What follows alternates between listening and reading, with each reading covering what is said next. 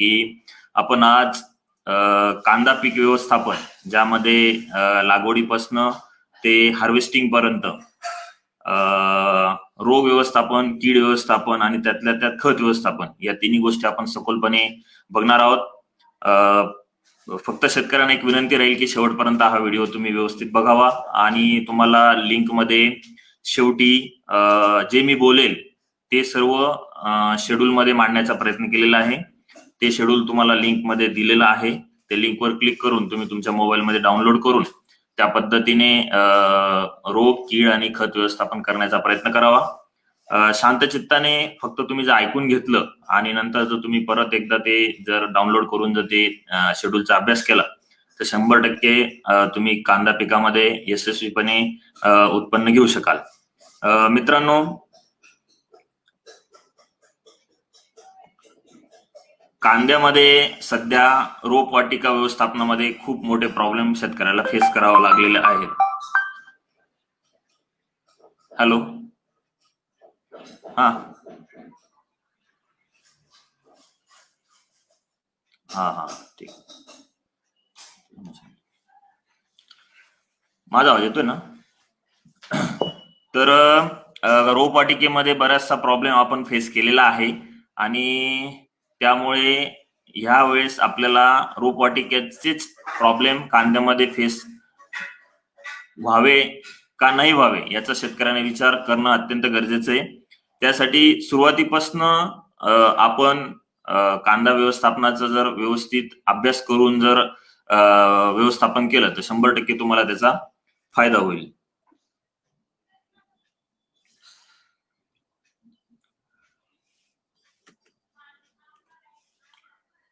मित्रांनो, कोणत्याही पिकाचं व्यवस्थापन करायचं असेल तर सर्वात महत्वाची आपण जे ट्रान्सप्लांट करणार आहे किंवा रोप वाटिका जी आहे त्या रोप वाटिकेचं रोप किती चांगलं आहे याकडे प्रत्येक शेतकऱ्याने लक्ष देणं गरजेचं आहे. जर समजा रोप वाटिकेमध्ये तुम्हाला जर प्रॉब्लेम असेल किंवा रोप वाटिकेवरती जर काही रोपावर जर रोग आलेला असेल आणि ते रोप जर तुम्ही ट्रान्सप्लांटिंगसाठी जर वापरलं तर 100% तुमच्या ट्रान्सप्लांट केल्यानंतर म्हणजे पुनर्लागवड केल्यानंतर तुम्हाला त्या कांद्याच्या प्लॉटमध्ये बरेचसे रोग व्यवस्थापनावरती खर्च होणार आहे किंवा तुम्हाला बराचसा प्रॉब्लेम फेस करावा लागणार आहे. म्हणून जेव्हा पण आपण रोपवाटिका चा विचार करत असतो त्यावेळेस रोपवाटिकेमध्ये तुमचं रोप अत्यंत उत्कृष्ट क्वालिटीचं असलं पाहिजे, त्याला मुळी चांगली असली पाहिजे, त्याच्यावर कोणताही रोग नसला पाहिजे.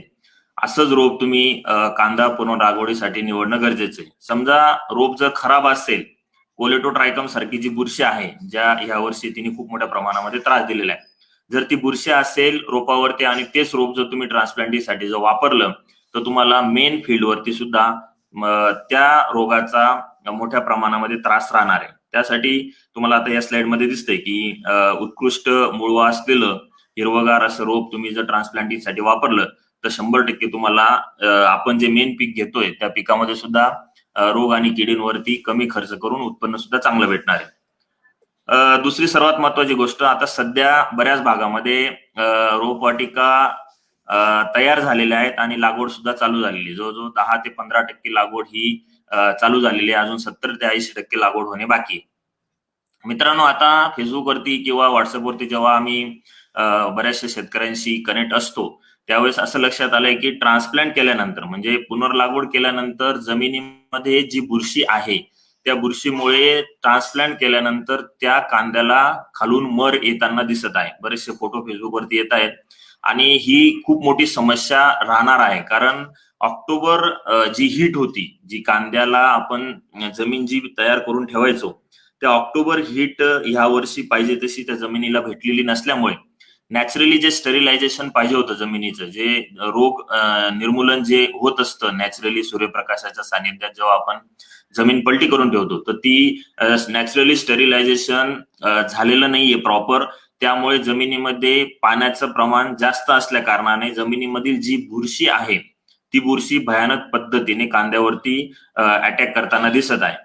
बरेचसे लोक याच्याकडे दुर्लक्ष करत आहेत. तुम्ही आता समजा बी साठी जर तुम्ही कांदा लावलेला असेल त्यावरती सुद्धा बऱ्याच ठिकाणी मर रोग येताना दिसत आहे, डम्पिंग होताना दिसत आहे. तर हा सेम प्रॉब्लेम तुम्हाला कांदा पुनर्लागवडीनंतर सुद्धा होणार आहे याच्याकडे प्रत्येकाने लक्ष देणं गरजेचं आहे. त्याच्यासाठी मी तुम्हाला काही महत्वाच्या टिप्स देणार आहे, त्या टिप्स तुम्ही लक्षात घ्यायच्या. आता तुम्हाला या स्लाइड मध्ये दिसतंय की तुम्हाला जे बीज साठी जे कांदे लावलेले त्याच्यावरती सुद्धा मोठ्या प्रमाणामध्ये मर आलेली आहे आणि ट्रान्सप्लांट केल्यानंतर पुनर्लागवडीच्या कांद्यामध्ये सुद्धा मोठ्या प्रमाणामध्ये मर आहे. याच्यावरून लक्षात घ्यायचे की तुम्हाला आपल्याला दरवर्षासारखं यावर्षी वातावरण नाहीये. आपल्याला ज्या ट्रीटमेंट आहे, ज्या तुम्हाला मी पुढे सांगणार आहे, त्या ट्रीटमेंट तुम्हाला करणं अत्यंत गरजेचं आहे, हे लक्षात घ्या. आता याच्यामध्ये तुम्हाला मी 2 ट्रीटमेंट इथं सांगू इच्छितो. जर समजा तुम्ही रोप लागवडीच्या अगोदर जर ते रोप एखाद्या केमिकल ट्रीटमेंटद्वारे किंवा मी म्हणेल की जैविक प्रक्रिया कोणती का असे ना, तुम्हाला जर वाटत असेल की जैविक प्रक्रिया करावी तर जैविक प्रक्रियेद्वारे, किंवा तुम्हाला वाटत असेल की रासायनिक प्रक्रिया करावी तर रासायनिक प्रक्रियेद्वारे तुम्ही ते रोप आधी केमिकल मध्ये किंवा जैविक सोल्युशन मध्ये बुडवूनच लावणं गरजेचं आहे.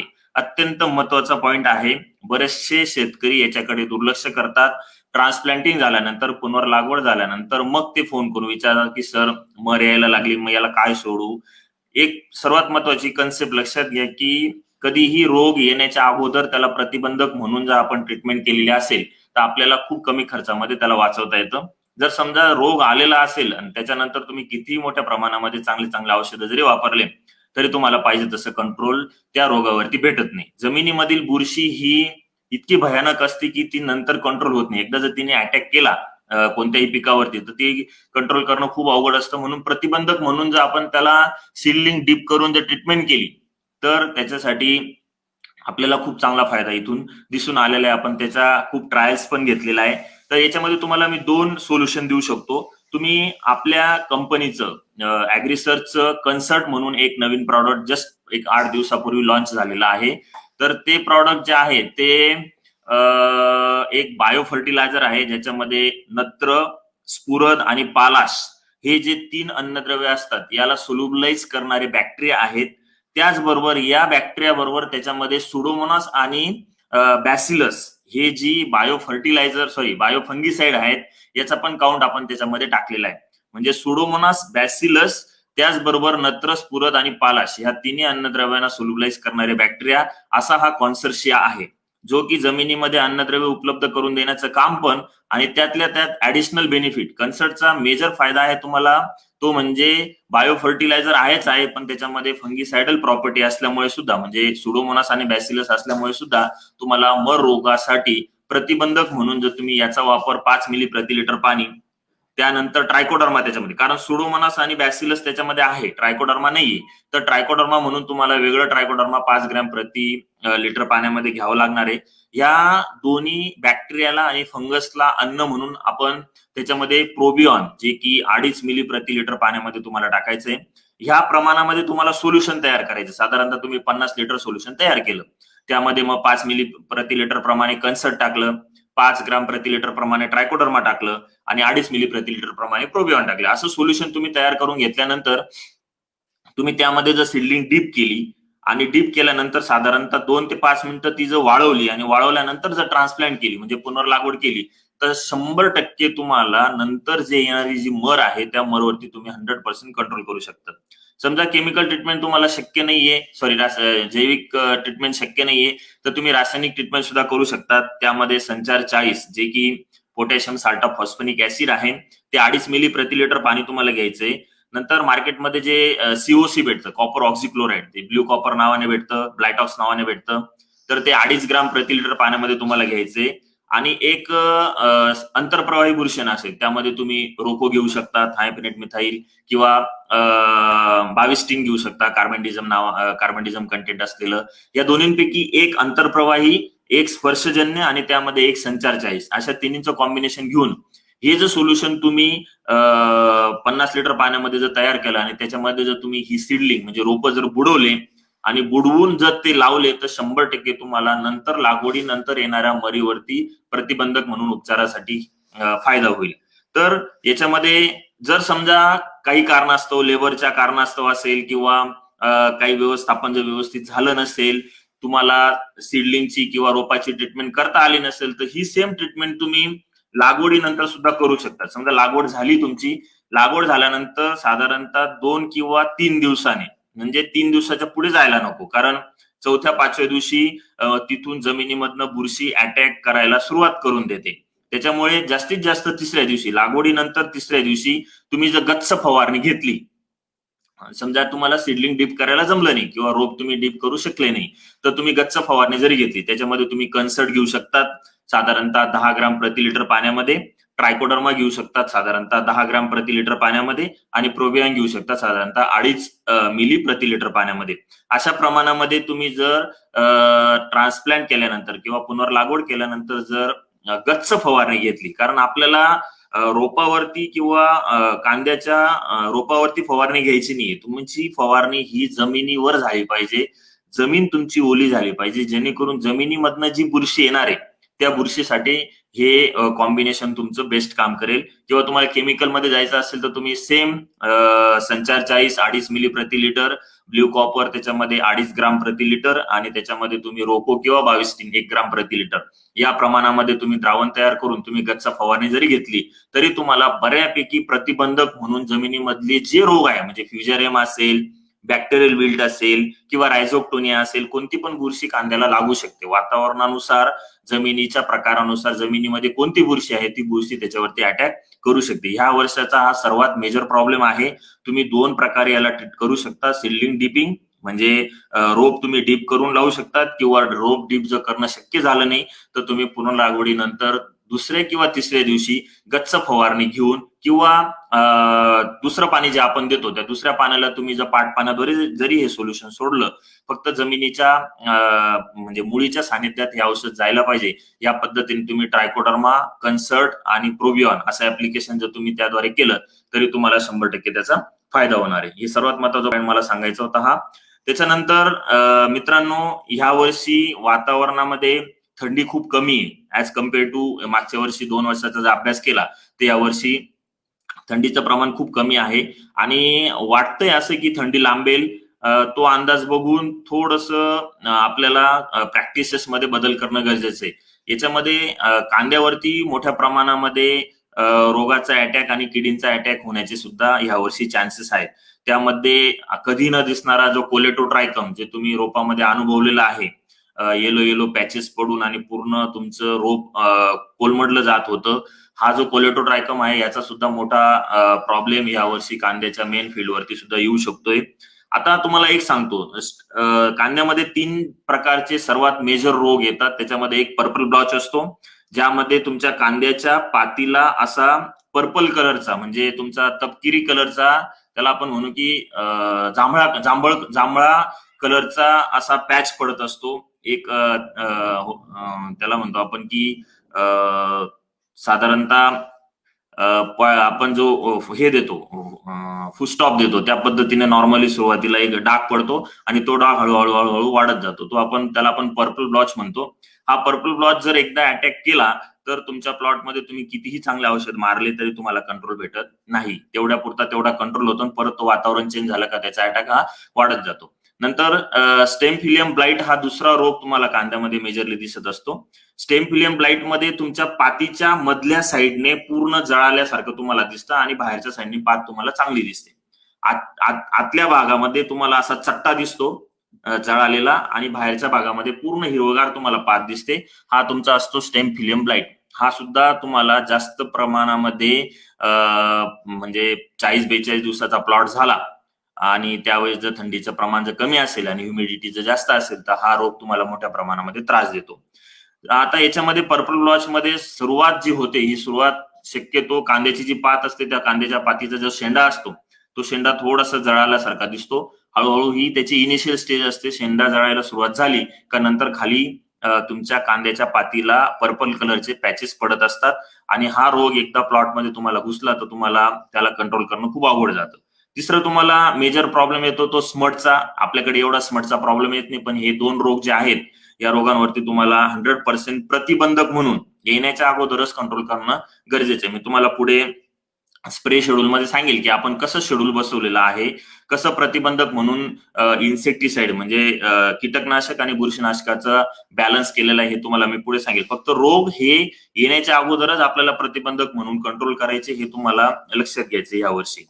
दुसरं सर्वात महत्वाचं आहे तो डाउनी मिल्ड्यू. डाउनी मिल्ड्यूचा अटॅक सुद्धा यावर्षी राहू शकतो. समजा जमिनीमध्ये मॉइश्चर जर जास्त असेल, आर्द्रता जर जास्त असेल, तर पाण्याद्वारे पसरणारा हा सर्वात घातक रोग असतो, जो की डाउनी मिल्ड्यू नावाने ओळखला जातो. तर याच्यासाठी सुद्धा आपण प्रतिबंधक म्हणून तुम्हाला ज्या ट्रीटमेंट पुढे मी सांगणार आहे त्या आपण करून आणि याला आपण चांगल्या पद्धतीने मॅनेज करू शकतो.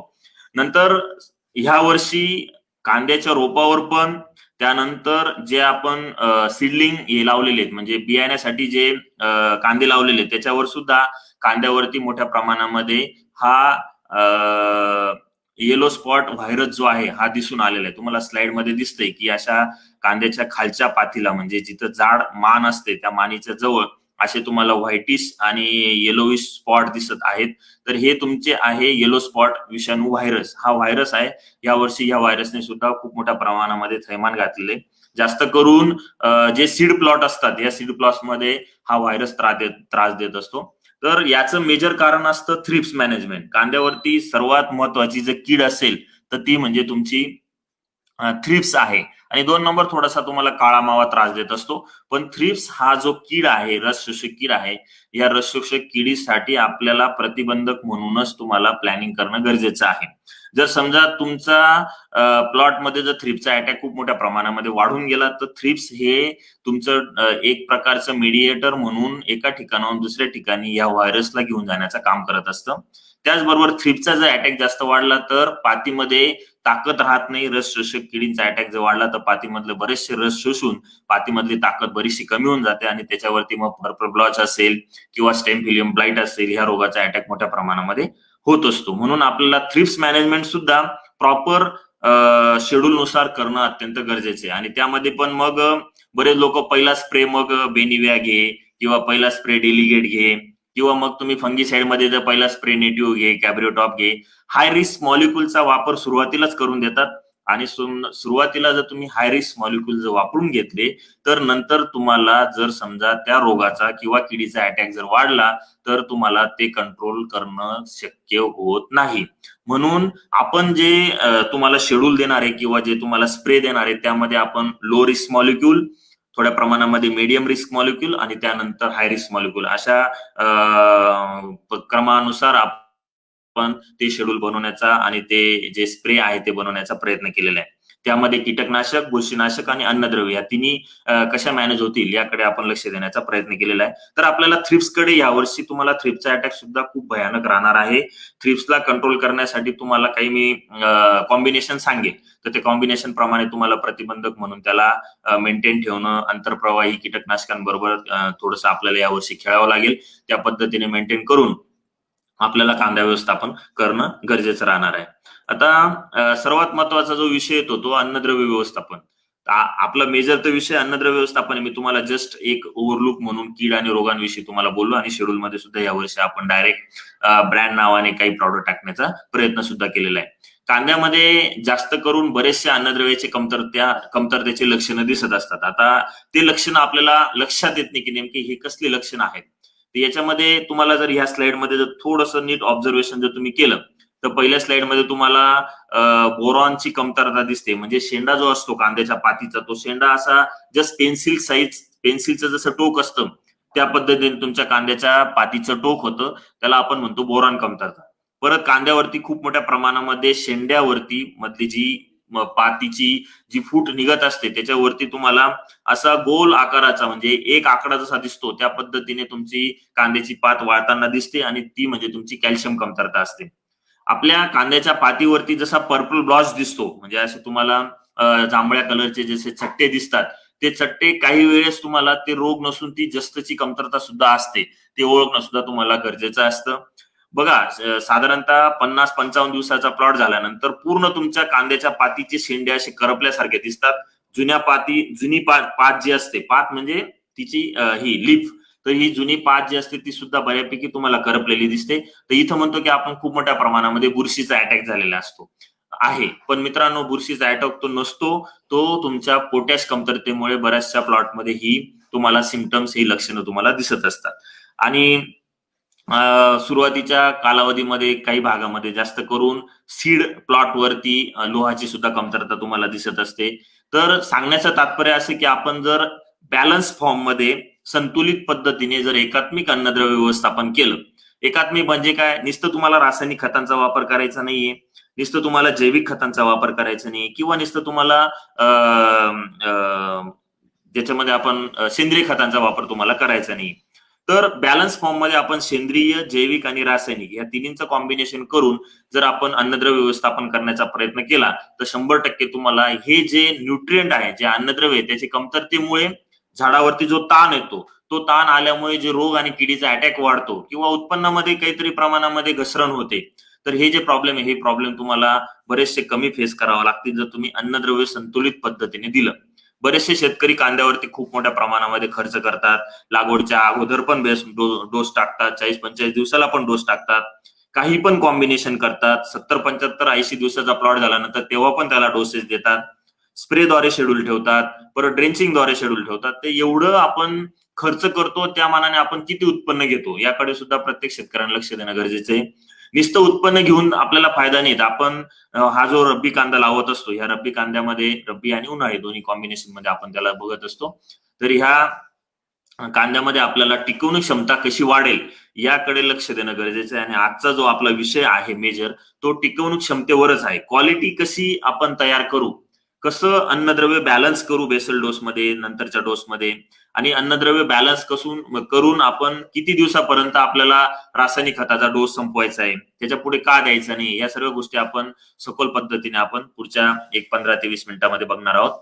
मित्रांनो, कांदा पुनर्लागवड करण्याच्या अगोदर तुम्हाला रासायनिक खताचा डोस हा जमिनीमध्ये टाकणं कांद्यासाठी अत्यंत गरजेचं असतं.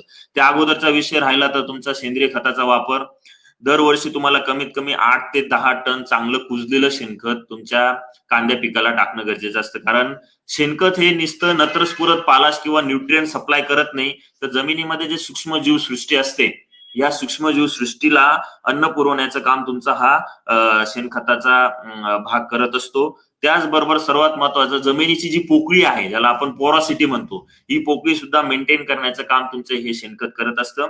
आणि त्यामुळे कांद्याची साईज होण्यामागे, क्वालिटी तयार होण्यामागे, दिलेले अन्नद्रव्य चांगल्या पद्धतीने पिकाला उपलब्ध होण्यामागे या सेंद्रिय खतांचा खूप मोठा रोल असतो. म्हणून मी म्हणेल की दरवर्षी टाकणं गरजेचं आहे, पण दरवर्षी जर तुम्हाला शक्य झालं नाही तर 1 वर्ष आड करून, जे शेतकरी कंटिन्यू कांद्याचं पीक घेत असतात किंवा ज्याच्याकडे रोटेशन असतं, कांदा झाला का कांद्यानंतर मका, परत कांदा, परत मका, असं रोटेशन असतं, काही मध्ये भाजीपाला, असं जर रोटेशन असतं तर अशा शेतकऱ्यांनी नाही दरवर्षी शक्य पण 1 वर्ष आड करून तरी चांगलं कुजलेलं शेणखत टाकणं गरजेचं आहे. जर समजा शेणखताचा तुम्हाला थोडासा 1 वर्ष तुटवडा आला तर तुम्ही तिथं मग निंबोळी गांडूळ खताचा वापर असेल तो करू शकतात, किंवा मार्केटमध्ये चांगल्या क्वालिटीचे सेंद्रिय खत भेटतात. जसं आता ऍग्रिसर्सने ओरिजिनो नावाने एक ऑर्गॅनिक सेंद्रिय खत आणलेले, अजून मार्केटमध्ये आलेलं नाही, पण त्याच्यावरती अजून आमच्या मोठ्या प्रमाणामध्ये ट्रायल चाललेले आहे. तर त्याचा वापर तुम्ही प्रति एकर 1 टनाच्या आसपास, म्हणजे 20 गोणी प्रति एकरच्या आसपास जर तुम्ही वापरलं तर बऱ्यापैकी तुम्ही 1 वर्ष आड करून शेणखताचा जो खर्च आहे, जो की तुम्हाला उपलब्धतेमध्ये खूप मोठ्या प्रमाणामध्ये प्रॉब्लेम येतोय, तर तिथं त्याला तुम्ही थोडंसं एक पर्याय म्हणून तुम्ही त्याच्याकडे बघू शकतात. आपल्याकडे ओरिजिनो नावाने साधारणतः त्याच्यामध्ये 20 ते 25% प्रोटीन बेस ऑर्गॅनिक मॅन्युअर आहे आणि 70 ते 75% त्याच्यामध्ये मशरूम बेस ऑर्गॅनिक मॅन्युअर आहे. हे एकत्र कॉम्बिनेशन करून उत्कृष्ट 40 किलोच्या पॅकिंग मध्ये आपण ओरिजिनो नावाने सेंद्रिय खत मार्केटमध्ये एक साधारणतः 8 ते 15 दिवसामध्ये आपण मार्केटमध्ये त्याला आणणार आहोत. म्हणजे सांगण्याचं तात्पर्य काय की शेणखत दरवर्षी जर टाकणं शक्य नसेल तर 1 वर्ष आड करून तुम्ही शेणखत टाकू शकतात, आणि जेव्हा टाकणार नाही त्यावेळेस तुम्ही अशा सेंद्रिय खतांचा वापर करून जमिनीच्या भौतिक गुणधर्मामध्ये सुधारणा करण्यासाठी तुम्हाला याचा वापर करावा लागणार आहे. आता हा झाला तुमचा सेंद्रिय खतांचा वापर. कारण आपण बघत आहोत एकात्मिक पद्धतीने अन्नद्रव्य, कीड आणि रोग व्यवस्थापन. एकात्मिक पद्धतीने नुसतं तुम्हाला रासायनिक खतांचा वापर किंवा रासायनिक पेस्टिसाइडचा वापर करून तुम्ही अन्नद्रव्य आणि पेस्ट मॅनेजमेंट करू शकणार नाही. तुम्हाला एक एकात्मिक पद्धतीने त्याला वापरणं गरजेचं राहणार आहे. तेच आपण आता इथून पुढे बघणार आहोत. रासायनिक खताचा डोस बऱ्याच शेतकऱ्यांना मी केव्हाही, आता याच्या मागे मी भरपूर लाईव्ह झाले, त्यामध्ये मी बऱ्याच वेळेस सांगत असतो की तुम्ही रासायनिक खताचा डोस जो आहे, ग्रॅन्युलर फॉर्म मध्ये तुम्ही जे खतं वापरतात त्याचा डोस तुम्ही शक्यतो कांदा लागवडीच्या अगोदरच टाकणं गरजेचं आहे. बऱ्याच भागामध्ये ही प्रॅक्टिस नाही आहे. बऱ्याच भागामध्ये कांदा लागवडीनंतर कांद्याला डोस दिला जातो. 8 दिवसाने, 10 दिवसाने, 15 दिवसाने तो डोस दिला जातो. बराचसा तो डोस जो आपण देतो, लागवडीनंतर जो डोस देतो, तो जमिनीच्या आड जात नाही, माती आड तो होत नाही.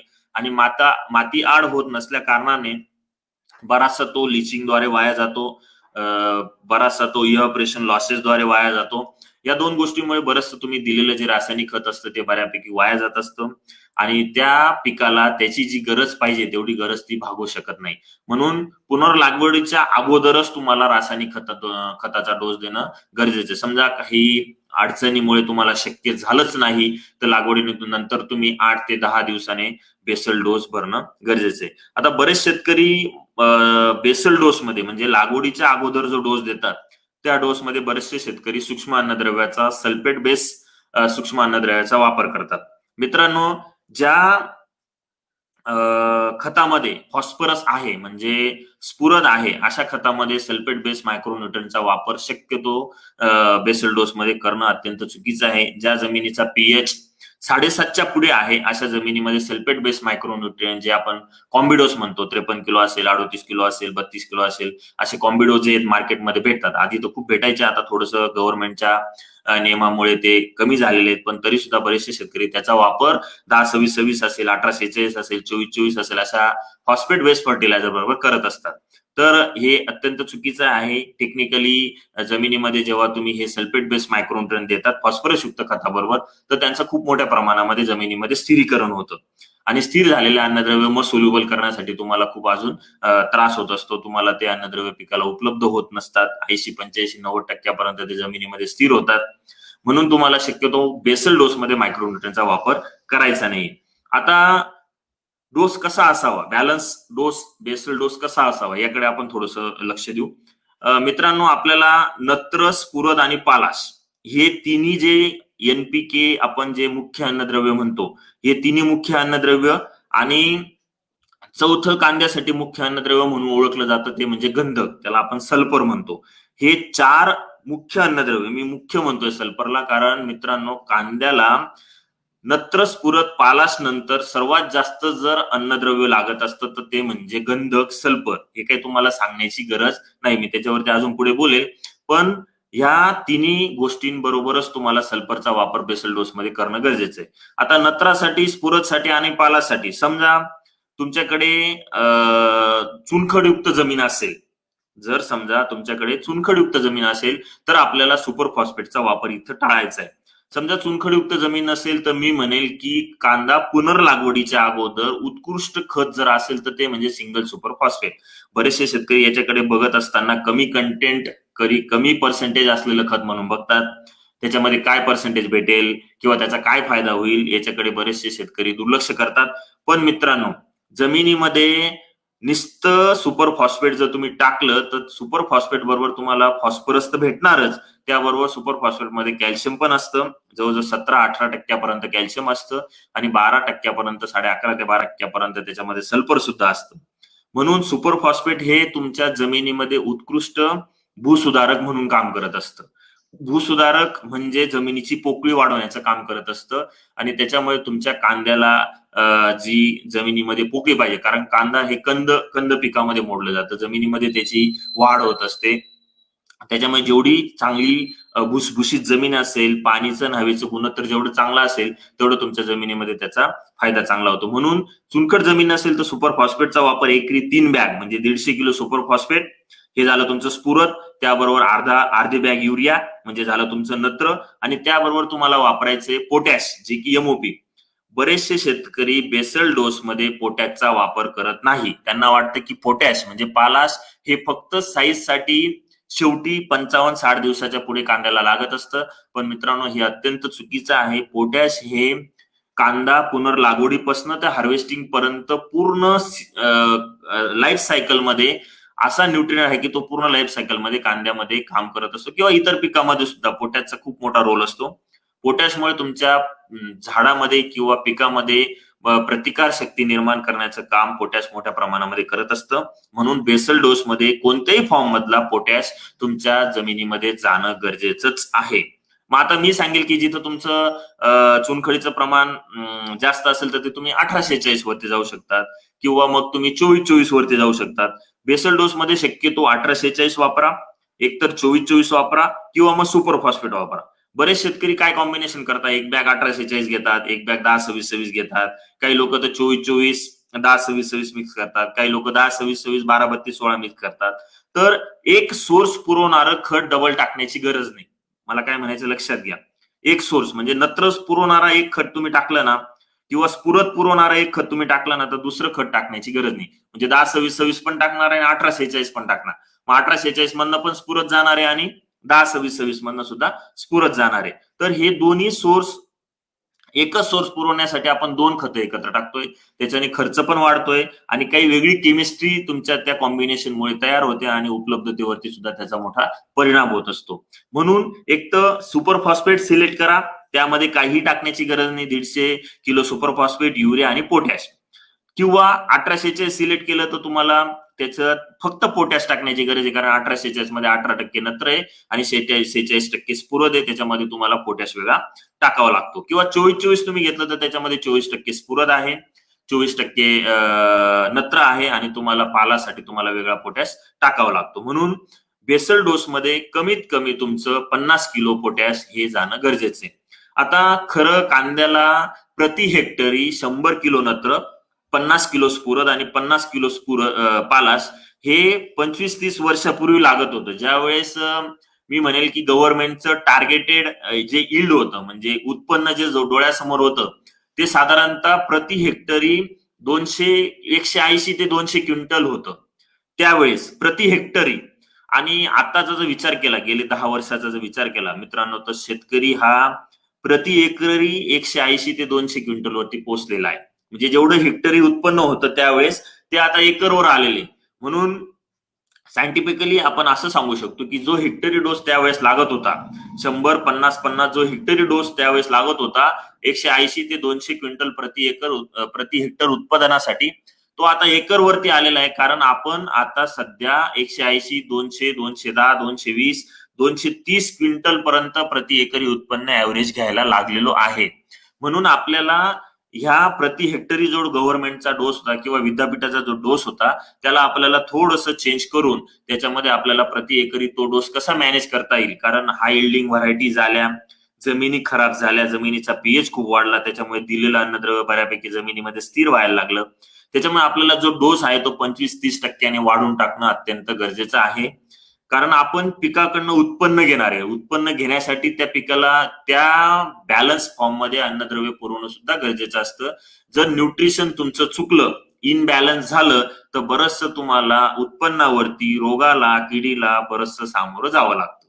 ही कन्सेप्ट अत्यंत महत्वाची, ही लक्षात घ्या. म्हणून आपल्याला हा 100-50-50 डोस, त्याच्यापैकी नायट्रोजनचा थोडा विषय बाजूला ठेवला तर फॉस्फरस आणि पोटॅश तुम्हाला 50-50 पूर्ण सीझन मध्ये पुरवणं गरजेचं आहे. तर त्याच्यापैकी 50 किलो स्फुरद आणि 50 किलो पालाश तुम्हाला द्यायचा आहे. 50 किलो स्फुरद पुरवण्यासाठी तुम्हाला मी इथं 24-24च्या 2 बॅग सांगितलेल्या आहेत. त्याच्यापैकी आपण निम्मा जो डोस आहे, म्हणजे 25% डोस हा बेसल डोसला देणार आहे, आणि 50 किलो जो पुरवणार आहे त्याच्यातला 50% डोस हा बेसलला देणार आहे, आणि 50% उरलेला डोस नंतर आपण पुढच्या 40 ते 45 दिवसाला आपण देणार आहोत. तर आपल्याला जो 50 किलो नत्र आणि 50 किलो स्फुरद आणि 50 किलो पालाश जो पुरवायचा आहे, त्याच्यापैकी 50% डोस हा बेसलला देत असताना, आता तुमचा समजा 50 किलो स्फुरद तुम्हाला द्यायचा आहे, तर 50 किलो स्फुरद देत असताना तुम्हाला त्याच्यातला 50% द्यायचा आहे, म्हणजे 25 किलो स्फुरद तुम्हाला बेसल डोसला द्यायचंय. मग 25 किलो स्फुरद जर बेसल डोसला द्यायचा असेल तर तुम्ही एक एकर मध्ये जर 1846 ची एक बॅग वापरली, समजा एक बॅग वापरली, तर तुम्हाला 46 मधनं म्हणजे 23 किलो साधारणतः तुम्हाला स्फुरद हा तिथं भेटून जातो. मग 23 किलो स्फुरद म्हणजे साधारणतः 25 किलो स्फुरद आपण तिथं पुरवतो, आणि उरलेला 25 किलो स्फुरद आपण 45-42 दिवसाच्या आसपास पुरवणार आहोत. म्हणून हे जे तुम्हाला डोसेस दिलेले, हे डोसेस पूर्ण अभ्यास करून सेट केलेले डोसेस आहेत. यामधनं आपण 25 किलो स्फुरद बेसल डोसला आणि 25 किलो पालाश बेसल डोसला आपण इथं वापरणार आहोत, आणि उरलेला 25 किलो स्फुरद आणि 25 किलो पालाश आपण 40 ते 45 दिवसाला वापरणार आहोत. तर याच्यामध्ये एक बॅग 1846 वापरली तर तुम्हाला साधारणतः 24 किलो स्फुरद भेटून जातो. त्यामध्ये आपण एक बॅग पालाश वापरणार आहोत. पालाशमध्ये जर तुम्ही 100 किलो पालाश वापरलं तर 50 किलो स्फुरद भेटत असतो. आपण इथं 50 किलो पालाश वापरणार आहे म्हणजे आपल्याला 25 किलो स्फुरद पालाश बेसल डोसला भेटून जाणार आहे. म्हणून एक बॅग तुमचा पालाशची जाणार आणि एक बॅग 1846 ची जाणार. बस 2 बॅग तुम्ही नत्र, स्फुरद आणि पालाशसाठी इथं सफिशियंट होतात. समजा काही शेतकऱ्यांना 1846 उपलब्ध झालं नाही किंवा काही शेतकरी 24-24 चे खूप मोठे फॅन असतात, तर तुम्ही 24-24च्या एकरी 2 बॅग बेसल डोसला वापरायचे. एकरी 2 बॅग वापरल्या तर तुम्हाला 24 किलो नत्र आणि 24 किलो स्फुरद इथं भेटून जातो. त्यामध्ये एक बॅग पालाश टाकली तर तुम्हाला जवळजवळ 25 किलो पर्यंत पालाश सुद्धा तिथं भेटून जातो. म्हणजे तुम्हाला बॅलन्स न्यूट्रिशन साठी 50% डोस बेसलला द्यायचा आहे आणि 50% डोस आपण पुढे स्प्लिट मध्ये देणार आहे. आधीच्या युगामध्ये किंवा एक 15-12 वर्षापूर्वी काय बरेचसे शेतकरी किंवा गव्हर्नमेंटवाले किंवा विद्यापीठावाले सुद्धा रिकमेंड करत होते की बेसल डोस मध्ये पूर्णतः 100% स्फुरद आणि 100% पालाश तुम्ही देऊन द्या. 50%च नत्र द्या आणि उरलेला 50% नत्र फक्त पुढे द्या. बाकी स्फुरद आणि पालाश द्यायची गरज नाही. पण सध्याच्या जमिनीच्या प्रकारानुसार आणि सध्याच्या हाय यील्डिंग व्हरायटीनुसार आपण जेवढं स्फुरद, पालाश आणि नत्र जेवढं स्प्लिट डोस मध्ये देऊ, टप्प्याटप्प्याने जेवढं देऊ, तेवढं त्या पिकाला त्याचा फायदा खूप मोठ्या प्रमाणामध्ये होत असतो. म्हणून एक तर 1846 वापरा, एक तर 24-24 वापरा, एक तर सुपर फॉस्फेट वापरा. आता बरेच लोक म्हणतात मग बेसल डोसला 10-26 चालेल का, 12-32-16 चालेल का? चालतं, काही प्रॉब्लेम नाही. तुमचा डोस मेंटेन करण्यासाठी तुम्ही टाकू शकतात. पण जर समजा तुम्ही 10-26-26 इथं बेसलला वापरून घेतलं तर तुमच्या हातामध्ये पुढे डोस राहत नाही. म्हणजे 1846 थोडस नत्राचा प्रॉब्लेम किंवा 24-24 परत 40-42 दिवसाला नत्राचा प्रॉब्लेम करू शकतं. त्याच्यामुळे जाड जमिनीमध्ये परत प्रॉब्लेम येतो. म्हणून जे कॉम्प्लेक्स फर्टिलायझर येतात म्हणजे तिन्ही मिक्सिंग वाले येतात, 12-32 असेल किंवा 10-26-26 असेल तर 15-15-15 असेल, असे तिन्ही ग्रेड ज्या याच्यामध्ये एकाच याच्यामध्ये नत्र, स्फुरद, पालाश ज्या एकत्र असतात अशा ग्रेड वापरण्यासाठी सुद्धा सोप्या जात असतात. आणि त्या ग्रेड जर तुम्ही नंतर 40-42 दिवसाच्या आसपास जर ठेवल्या तर तुम्हाला त्या ग्रेडचा अजून चांगला फायदा दिसून येतो. हे झालं तुमचं नत्र, स्फुरद आणि पालाश. हे शेड्यूल मध्ये तुम्हाला मी दिलेले. फक्त डोस कसा मेंटेन केलेला हे सांगण्याचा इथं प्रयत्न केला मित्रांनो तुम्हाला. आता याच्यामध्ये नत्र, स्फुरद, पालाश नंतर मी तुम्हाला सुरुवातीला बोललो की सर्वात महत्वाचा जो चौथा मुख्य अन्नद्रव्य म्हणून याच्याकडे बघितलं जातं ते म्हणजे सल्फर. सल्फर म्हणजे गंधक. आता गंधकचे सोर्स मार्केटमध्ये भरपूर आहेत.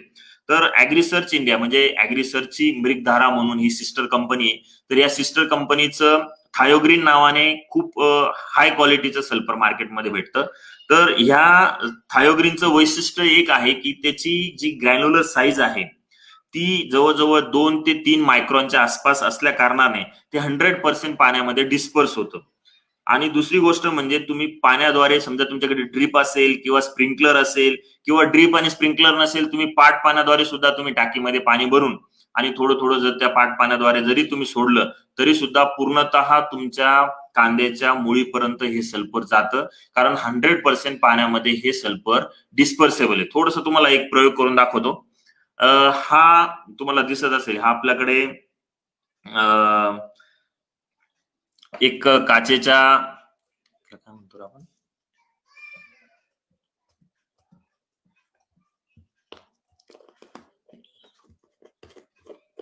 काचेच्या भांड्यामध्ये आपण पाणी घेतलेले टॅप वॉटर. त्या टॅप वॉटर मध्ये हे थायोग्रीन नावाचं एक सल्फर येतं मृगधारा कंपनीचं, जी की ऍग्रिसर्चची सिस्टर कंपनी. तुम्ही जर याला असं पाण्यामध्ये जर टाकलं तर पाण्यामध्ये टाकल्यानंतर तुम्हाला दिसत असेल 100% पाण्यामध्ये घुलनशील असल्यामुळे ते द्रावण पूर्णतः गढूळ झालेलं आहे. म्हणजे गढूळ होणं म्हणजे काय, ते पाण्यामध्ये पूर्णतः घुलनशील होतंय, मिक्स होतंय. एक सुद्धा डायरेक्ट पार्टिकल डायरेक्ट खाली गेलेला नाहीये. त्याच्यामुळे पाण्यामध्ये घुलनशील झाल्यामुळे 100% ते पाण्याद्वारे मुळीच्या सानिध्यात जातं आणि सल्फर कधीही मुळीच्या सानिध्यात गेल्यानंतर त्याचं रूपांतर सल्फेटमध्ये होत असतं. आणि जेव्हा सल्फेटमध्ये त्याचं रूपांतर होतं तेव्हा ते झाड त्याला उचलत असतं. म्हणजे पिकाला लागणारा जो फॉर्म असतो तो सल्फेट असतो आणि आपण जे खत देतो ते सल्फर असतं. म्हणून दिलेलं खत पिकाला उपलब्ध लवकर होण्यासाठी जर तुम्ही पावडर बेस जे सल्फर मार्केटमध्ये भेटतं, जे खूप मायक्रो ग्रॅन्युलर फॉर्म्युलेशन मध्ये असतं, अशा सल्फरचा जर वापर केला तर तुम्हाला कांद्यामध्ये त्याचा खूप मोठ्या प्रमाणामध्ये फायदा होतो. हे आपलं थायोग्रीनचं डिस्पर्शन मी तुम्हाला थोडंसं दाखवण्याचा प्रयत्न केला. मला नाही वाटत की एवढं ते स्पष्ट दिसलं असेल, कारण कॅमेरामध्ये ते एवढं स्पष्ट दिसणार नाही. पण सांगण्याचं तात्पर्य असं की थायोग्रीनचा वापर तुम्हाला साधारणतः जर चुनखड जमीन असेल तर 15 किलो पर्यंत प्रति एकर कांद्यामध्ये करणं गरजेचं आहे. जर समजा चुनखड जमीन नसेल, मध्यम जमीन असेल तर तुम्हाला कांद्यामध्ये साधारणतः 12 किलो पर्यंत थायोग्रीनचा प्रति एकर वापर करणं गरजेचं आहे. मग त्यामध्ये 6 किलो तुम्ही बेसल डोसला वापरू शकतात, किंवा टप्प्याटप्प्याने जर तुम्ही 3-3 किलो जर स्प्लिट डोस मध्ये दिलं तरी सुद्धा चालेल तुमच्या पद्धतीने. समजा ड्रीप असेल तर 100% ड्रीप मधनं सुद्धा तुम्ही 3-3 किलोचे 3-4 डोसेस तुम्ही जमिनीमध्ये देऊ शकतात. पण सल्फर किंवा गंधक हे कांद्यासाठी चौथं मुख्य अन्नद्रव्य म्हणून काम करतं. त्याच्यामुळे जमिनीची पोरॉसिटी वाढते, जमिनीमध्ये भूसुधारकता वाढते. तुम्ही जमिनीमध्ये दिलेलं जे अन्नद्रव्य आहे, फॉस्फरस बेस असेल किंवा मायक्रोन्यूट्रंट असेल, त्या अन्नद्रव्याची उपलब्धता सुद्धा वाढते. आणि सर्वात महत्वाचं, कांद्यामध्ये टिकवणूक क्षमता वाढवण्याचं काम, कांद्यामध्ये पंजन्सी जो तिखटपणा असतो तो तिखटपणा वाढवण्याचं काम, कांद्यामध्ये जी पत्ती तयार होते, आपण डबल पत्ती म्हणत असतो, त्या डबल पत्ती तयार करण्यामध्ये, परत तुमच्या चाळीमध्ये जी सडवा येत असते म्हणजे कूज येत असते, खराब होतो कांदा, तो कांदा जर तुम्ही सल्फरचं जर व्यवस्थित बॅलन्स फॉर्म मध्ये वापर केलेला असेल आणि तो कांदा जर तुम्ही स्टोअर मध्ये जर ठेवला तर तुम्हाला कांदा स्टोरेज लाईफ सुद्धा वाढवण्यामध्ये हा सल्फर खूप मोठ्या प्रमाणामध्ये रोल करत असतो. या पद्धतीने तुम्हाला हे जे मी रोल सांगितले कांद्यामध्ये सल्फरचे, हे तुम्हाला सांगण्याची परत परत गरज नाही. त्याच्यामुळे तुम्हाला बेसल डोस मध्ये कमीत कमी 6 किलो थायोग्रीनचा वापर या सर्व कॉम्बिनेशन मध्ये तुम्हाला वापरायचे. नंतर याच्यामध्ये तुम्हाला रुटांजा म्हणून एक हे आहे, मायकोरायझा आहे. मायकोरायझा हा जमिनीमध्ये कांद्याच्या मुळींवर वाढत असतो. मुळींवर वाढल्यानंतर त्या मुळीच्या सानिध्यात तो अशी जाळी निर्माण करतो. जाळी निर्माण केल्यानंतर जिथं तुमच्या कांद्याची मुळी पोचू शकत नाही तिथं तो मायकोरायझा पोहोचतो आणि तिथून ते अन्नद्रव्य त्या मुळीला उपलब्ध करून देत असतो. आणि मित्रांनो, आपलं हे जे ऍग्रिसर्चचं जे रुटांजा म्हणून जे प्रॉडक्ट आहे, हे प्रॉडक्ट जवळजवळ आपण जवळजवळ 2-2.5 वर्षापूर्वी त्याच्यावरती पूर्ण टेक्निकल बेस काम करून याला मॅन्युफॅक्चरिंग केलेलं आहे. याच्यामध्ये इतका सुंदर काउंट आहे की तुम्ही त्याचं 4 किलोचं ऍप्लिकेशन जरी प्रति एकर केलं तरी सुद्धा तुम्हाला पांढरी मुळी डेव्हलप होण्यासाठी, समजा पाण्यात जमिनीचा पीएच जास्त असेल तर तिथं अन्नद्रव्य उपलब्ध होण्यासाठी तुम्हाला याचा खूप मोठा फायदा होत असतो. आता कांद्याचा विचार झाला तर कांद्याचं पूर्ण वाढ जी असते ती जमिनीमध्ये होत असते आणि जमिनीची पोकळी, जमिनीमधील त्या कांद्याची मुळी अत्यंत महत्वाचा रोल तुमच्या कांद्याच्या क्वालिटीसाठी करत असते. त्याच्यासाठी तुम्हाला या कॉम्बिनेशन मध्ये तुम्हाला रुटांजा 4 किलो प्रति एकर वापरायचे. जास्त कॉम्बिनेशन घ्यायची गरज नाही. तुम्हाला सिंपल कॉम्बिनेशन सांगितलं, 1846 एक बॅग, पोटॅश एक बॅग, थायोग्रीन साधारणतः 6 किलो आणि रुटांजा 4 किलो असं कॉम्बिनेशन करून तुम्ही बेसल डोस मध्ये लागवडीच्या अगोदर तुम्हाला हा डोस टाकायचा आहे. त्याच्यानंतर आता विषय राहिला आपला मायक्रोन्यूट्रिएंटचा. आपण मायक्रोन्यूट्रिएंट बेसल डोस मध्ये वापरलं नाही. लागवड झाल्यानंतर जेव्हा तुम्ही गोल वापरतात किंवा तणनाशक वापरतात कांद्यामध्ये, तर ते साधारणतः 20-21 दिवस म्हणजे 3 आठवड्यानंतर आपण तणनाशकाचा वापर करत असतो. तर 3 आठवडे झाल्यानंतर तणनाशकाचा वापर केल्यामुळे कांद्यावरती थोडासा शॉक आलेला दिसतो आपल्याला, किंवा येत असतो कधी पण. कांद्यावरती जर तण जर जास्त असेल तर आपण थोडंसं प्रमाण पण जास्त घेतो आणि त्यावेळेस त्या तणनाशकामुळे कांद्याच्या वाढीवरती विपरीत परिणाम होताना आपल्याला दिसतो. तो परिणाम पण थोडासा ओव्हरकम करण्यासाठी आणि मायक्रोन्यूट्रिएंटचा डोस पण आपण बॅलन्स करण्यासाठी आपण लागवडीनंतर 20 ते 22 दिवसाला एक कॉम्बिनेशन सेट केलेले. ते म्हणजे मिंगल 2 किलो, त्याच्यानंतर मॅग्नेशियम सल्फेट 8 ते 10 किलो आणि थायोग्रीन इथं 3 किलो. हे जे कॉम्बिनेशन आहे मिंगल आणि मॅग्नेशियम सल्फेट, हे कॉम्बिनेशन तुम्हाला लागवडीनंतर 20 ते 22 दिवसाला, तुमच्याकडे जर ड्रीप नसेल किंवा स्प्रिंकलर नसेल तर तुम्ही पाट पाण्याद्वारे सुद्धा याला देऊ शकतात. पाट पाण्याद्वारे तुम्ही 200 लिटर टाकीमध्ये मिंगल 2 किलो, 8 ते 10 किलो मॅग्नेशियम सल्फेट आणि थायोग्रीन 3 किलो हे जे कॉम्बिनेशन, हे कॉम्बिनेशनचं पाणी बनवून आणि तुम्ही सलाईन सारखं जर जिथं तुम्ही पाणी तुमचं मोटर चालते त्या पाट पाण्यामध्ये जर तुम्ही सलाईन सारखं सोडून दिलं आणि ते पूर्ण प्रति एकरला जर ते पाणी पोहोचलं तर त्या पाण्याद्वारे जे न्यूट्रियंट मुळीपर्यंत पोहोचतं त्याचे रिझल्ट तुम्हाला एकदम अफलातून भेटतात. कोणतंही वाया जाण्याचे चान्सेस तिथं नसतात, इव्हॅपोरेशन लॉसेसचे चान्सेस तिथं नसतात. 100% मुळीच्या सानिध्यात ते द्रावण जातं आणि तुम्हाला सूक्ष्म अन्नद्रव्य जे की फक्त 2 किलो मिंगल मधनं तुम्ही इथं भागू शकता. तुम्हाला नंतर कोणतंही मायक्रोन्यूट्रिएंट जमिनीत द्यायची गरज पडत नाही. 2 किलो मिंगल मॅग्नेशियम सल्फेट तुम्हाला इथं द्यायचे. ह्या स्टेजला झाडाची वाढ व्यवस्थित होत असते, फुटवे व्यवस्थित निघत असतात आणि या स्टेजला फोटोसिंथेसिस आणि प्रकाश संश्लेषण आणि त्याचबरोबर क्लोरोफिल डेव्हलपमेंट ह्या दोन्ही गोष्टींमध्ये मॅग्नेशियम सल्फेटचा किंवा मॅग्नेशियमचा खूप मोठा रोल असतो. म्हणून इथं तुम्हाला मायक्रोन्यूट्रन बरोबर मॅग्नेशियम सल्फेट आणि थायोग्रीन त्याच्याबरोबर 3 किलो असा डोस तुम्हाला 20 ते 22 दिवसाला देणं अत्यंत गरजेचं आहे. बऱ्याचशा ट्रायल झालेल्या आहेत, बरंचसं याच्यावरती काम झालेलं आहे. खूप अफलातून रिझल्ट मिंगल मॅग्नेशियम सल्फेट आणि थायोग्रीनच्या कॉम्बिनेशनचे आलेले.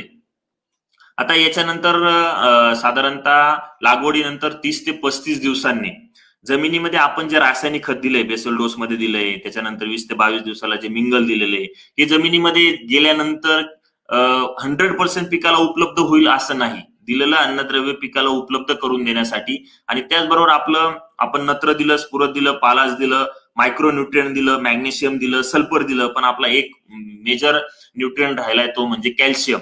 मग ह्या कॅल्शियमची लेवल सुद्धा भरून काढण्यासाठी साधारणतः तुम्ही 20-22 दिवसाला मिंगलचा डोस दिल्यानंतर त्याच्यानंतर 12 ते 13व्या दिवशी म्हणजे 30 ते 35 दिवसाचा प्लॉट झाला तर पाट पाण्याद्वारे तुम्हाला हे ऍप्लिकेशन करायचे. पाट पाण्याद्वारे किंवा ड्रिप असेल तर ड्रिपद्वारे सुद्धा देऊ शकतात. त्याच्यामध्ये तुम्हाला द्यायचे ऍग्रीप्लेक्स ओए. ऍग्रीप्लेक्स ओए हे आपल्या कंपनीचं ऑर्गॅनिक ऍसिड आहे, जे की तुमच्या जमिनीमध्ये जे स्थिर झालेले अन्नद्रव्य असतात हे स्थिर. हे बघा माझ्या हातामध्ये ऍग्रीप्लेस ओएचा एक सॅम्पल आहे. ऍग्रीप्लेस ओए 100% ऑर्गॅनिक आहे, म्हणजे जे तुमचं ऑर्गॅनिक ऍसिड म्हणतो आपण त्याला, हे ऑर्गॅनिक ऍसिड आहे जे की तुमच्या जमिनीमध्ये तुम्ही जर कोणतंही अन्नद्रव्य टाकलं तर ते फॉस्फरस आणि जर मायक्रोन्यूट्रिएंट बेस असेल तर जमिनीमध्ये खूप मोठ्या प्रमाणामध्ये स्थिर होतं आणि हे स्थिर झालेलं अन्नद्रव्य पिकाला उपलब्ध करून देण्याचं काम. इथं स्लाइडमध्ये तुम्हाला इथं दिसतंय की जमिनीमध्ये समजा कॅल्शियम आणि फॉस्फरस एकत्र आला, फेरस फॉस्फरस एकत्र आला, झिंक फॉस्फरस एकत्र आला, तर हे एकत्र आलेले फॉस्फरस आणि मायक्रोन्यूट्रिएंट पिकाला उपलब्ध स्वरूपामध्ये करून देण्याचं काम हे तुमचं हे ऍग्रीप्लेक्स ओए करणार आहे. तुम्हाला एक डेमो पण मी करून दाखवेल थोड्या वेळामध्ये. तर हे ऍग्रीप्लेक्स ओएचं ऍप्लिकेशन तुम्हाला साधारणतः लागवडीनंतर 30 ते 35 दिवसाने कॅल्शियम नायट्रेट सोबत घ्यायचंय. कारण कॅल्शियम आपण दिलेला नाहीये, कॅल्शियमचा वापर कांद्यामध्ये केलेला नाही आहे, त्याच्यामुळे आपल्याला कॅल्शियमचा डोस इथं देणं गरजेचं आहे. बॅलन्स न्यूट्रिशन मध्ये मी तुम्हाला जे जे सांगतोय ते स्प्लिट डोस मध्ये करणं गरजेचं आहे. फक्त एकरी 8 ते 10 किलो तुम्हाला कॅल्शियम नायट्रेट, त्यामध्ये कमीत कमी 2 लिटर तुम्हाला ऍग्रीप्लेक्सचा वापर करायचा आहे. ऍग्रीप्लेक्स जर तुम्ही जमिनीमध्ये दिलं तर तुमचं जमिनीमधलं बरचसं अन्नद्रव्य पिकाला उपलब्ध करून देण्याचं हे काम करणार आहे. आणि त्या प्लॉटकडे तुम्हाला एक लागल्यास तर तुम्हाला जर थोडा विश्वास कमी असेल तर तुम्ही तुमच्याकडे समजा 2 एकर क्षेत्र असेल तर तुम्ही 1 एकरला माझ्या ट्रीटमेंटनुसार तुम्ही हे करून बघा आणि एक ट्रीटमेंट तुमच्या पद्धतीने चालू होतं. तुम्हाला त्या प्लॉटमध्ये काय डिफरन्शिएशन दिसेल हे तुम्हाला लगेच लक्षात येईल. तर हे ऍग्रीप्लेक्स ओए 2 लिटर, कॅल्शियम नायट्रेट त्याच्यामध्ये 8 ते 10 किलो आणि झिलबोर म्हणजे बोरॉन साधारणतः 500 ग्राम असं कॉम्बिनेशन तुम्हाला पाट पाण्याद्वारे द्यायचे. ज्याच्याकडे ड्रीप नसेल त्यांनी साधं 200 लिटर पाण्यामध्ये हे सर्व द्रावण टाकायचे आणि ते द्रावण जसं जसं तुम्ही पाणी देणार त्या पाण्यामध्ये थोडं थोडं सोडत राहायचं आणि ते सोडत गेल्यानंतर पूर्णतः 100% तुमच्या ड्रीपच्या मुळीच्या सानिध्यात ते औषध जाईल आणि ते पिकाला तुम्हाला उपलब्ध होईल. या पद्धतीने तुम्हाला हा 30 ते 35 दिवसाचा डोस द्यायचा आहे. त्याच्यानंतर लागवडीनंतर तुम्हाला 40 ते 45 दिवसांनी दुसरा रासायनिक खताचा डोस द्यायचा आहे. या ज्या 2 तुम्हाला गोष्टी सांगितल्या मी, मिंगल मॅग्नेशियम सल्फेट थायोग्रीन आणि ऍग्रीप्लेक्स ओए, कॅल्शियम नायट्रेट आणि झिलबोर हे 100% पाण्यामध्ये विरघळणारे सर्व खतं आहेत. ते तुम्हाला स्प्लिट ऍप्लिकेशनने किंवा फुकून द्यायचे, ब्रॉडकास्टिंगने किंवा फुकून द्यायचे नाही आहे. ते तुम्हाला एक तर पाट पाण्याद्वारे द्यायचे आहेत, म्हणजे पाणी बनवून आणि पाणी सोडायचं आहे, किंवा जर तुमच्याकडे ड्रीप असेल तर ड्रीपद्वारे सुद्धा तुम्ही हे देऊ शकतात. तुम्हाला हे ब्रॉडकास्टिंग करून फुकून चालणार नाही. हे पाण्यामध्ये 100% सोल्युबल असल्यामुळे तुम्ही ते पाट पाण्याने द्यायचे. समजा हा डोस तुमचा संपला तर तुम्हाला दुसरा जो रासायनिक खताचा डोस द्यायचा आहे, जो त्याच्यामध्ये नत्र, स्फुरद आणि पालाश असणार आहे, तो डोस तुम्हाला लागवडीनंतर साधारणतः तुम्ही निंदणी करतात म्हणजे तण काढून घेतात तर तण काढल्यामुळे आपल्या जमिनीची पोकळी जी असते थोडीशी मोकळी होते, जमिनीचा वरचा लेअर जो असतो तो थोडासा मोकळा होतो. आणि निंदणी केल्यानंतर तुम्हाला साधारणतः 42 ते 45 दिवसांनी, लागवडीनंतर 42 ते 45 दिवसांनी तुम्हाला एक 10-26-26 साधारणतः एकरी 2 बॅग, त्यामध्ये थायोग्रीन जे आपण बेसल डोसला 6 किलो टाकलं होतं, याच्यामध्ये परत ते 6 किलो एकरी 6 किलो, आणि त्याच्यामध्ये अँपल जी जे की अमिनो ऍसिड आणि ह्युमिक ऍसिड बेस जे ग्रॅन्युलर येतं त्याचा वापर 10 ते 12 किलो, असं 40 ते 45 दिवसाला तुम्हाला एवढंच कॉम्बिनेशन वापरायचं. एकरी 2 बॅग 10-26-26, समजा 10-26-26 शक्य होत नसेल तर 12-32-16 टाका. इथं शक्यतो 24-24 18-46 चा वापर तुम्ही शक्यतो इथं टाळा, कारण 24-24 मध्ये नायट्रेट नायट्रोजन असतो, तो नायट्रोजन आपल्याला कांदा ची मान जाड होणं, नंतर कांदा पातीवर जास्त निघून जाणं किंवा कांद्याची गळ चांगली न होणं, हे प्रॉब्लेम तुम्हाला इथं फेस करण्यासाठी मोठा हा एक 24-24 प्रॉब्लेम येऊ शकतो. किंवा मग 18-46 असेल त्याचा सुद्धा वापर इथं टाळा. तुम्ही बेसल डोसला हे 18-46 आणि 24-24 वापर करा. नंतर मग 40 ते 42 दिवसाला तुम्ही 10-26-26 किंवा 12-32-16 एकरी 2 बॅग वापरायची, जास्त वापरायची गरज नाही. एकरी 2 बॅग तिथं, आणि बेसल डोस मध्ये 24-24 एकरी 2 बॅग किंवा मग 18-46 एकरी 1 बॅग, एवढ्या डोस मध्ये तुम्ही पूर्ण कांद्याचं पीक घेऊ शकतात, नत्रस पूरक पालाश बॅलन्स न्यूट्रिशन मध्ये. आणि त्याच्यामध्ये थायोग्रीन जे की सल्फर आहे, तुम्हाला मी प्रत्येक वेळेस सांगत आलोय की सल्फर हे कांद्यासाठी अत्यंत महत्वाचं आहे. नत्रस पूरक पालाश नंतर त्याचा मेजर रोल आहे. आणि त्याच्यामध्ये अँपल जी, असा तुमच्या 40 ते 45 दिवसाला डोस जाणं गरजेचं आहे.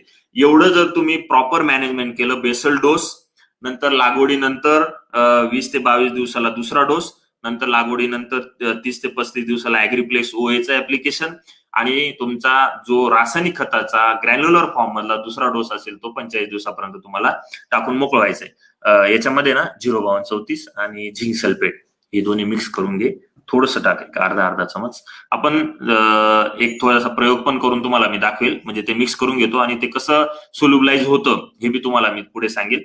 तर हे जे डोसेस आहे या डोसेस प्रमाणे तुम्हाला मॅनेजमेंट करायची कांद्यामध्ये, थोडंच टाक बस. हा, हे मिंगल आहे आपल्या कंपनीचं आणि हे थायोग्रीन आहे, याचं कॉम्बिनेशन तुम्हाला ऍप्लिकेशन करायचे लागवडीनंतर 20 ते 22 दिवसाला. हे ऍग्रीप्लेक्स ओएचं ऍप्लिकेशन आहे. आता मित्रांनो, साधारणतः लागवडीनंतर 60 ते 65 दिवसाला तुम्हाला मिंगल मायक्रोन्यूट्रनचं दुसरं ऍप्लिकेशन मी शेड्यूल मध्ये दिलेलं आहे. 2 किलो मिंगल, मॅग्नेशियम सल्फेट 8 ते 10 किलो आणि थायोग्रीन 3 किलो, हे 60 ते 65 दिवसाला तुम्हाला मायक्रोन्यूट्रनचं दुसरं ऍप्लिकेशन द्यायचंय. एक पहिलं तुम्ही दिलं 20 ते 22 दिवसाला, आणि कम्प्लीट त्याच्यानंतर 1.5 महिन्याने तुम्हाला मिंगलचं दुसरं ऍप्लिकेशन द्यायचंय. आणि 80 ते 85 दिवसाला जेव्हा कांद्याची गळ चालू होते, मोठ्या प्रमाणामध्ये कांदा खाली फुगायला चालू होतो, त्यावेळेस तुम्हाला ऍग्रीप्लेक्स ओए, त्याच्यानंतर परत 2 लिटर, आणि त्यामध्ये पॅशन जे की पोटॅशियम शोनाइट आहे ते तुम्हाला 8 ते 10 किलो प्रति एकर तुम्हाला इथं द्यायचे.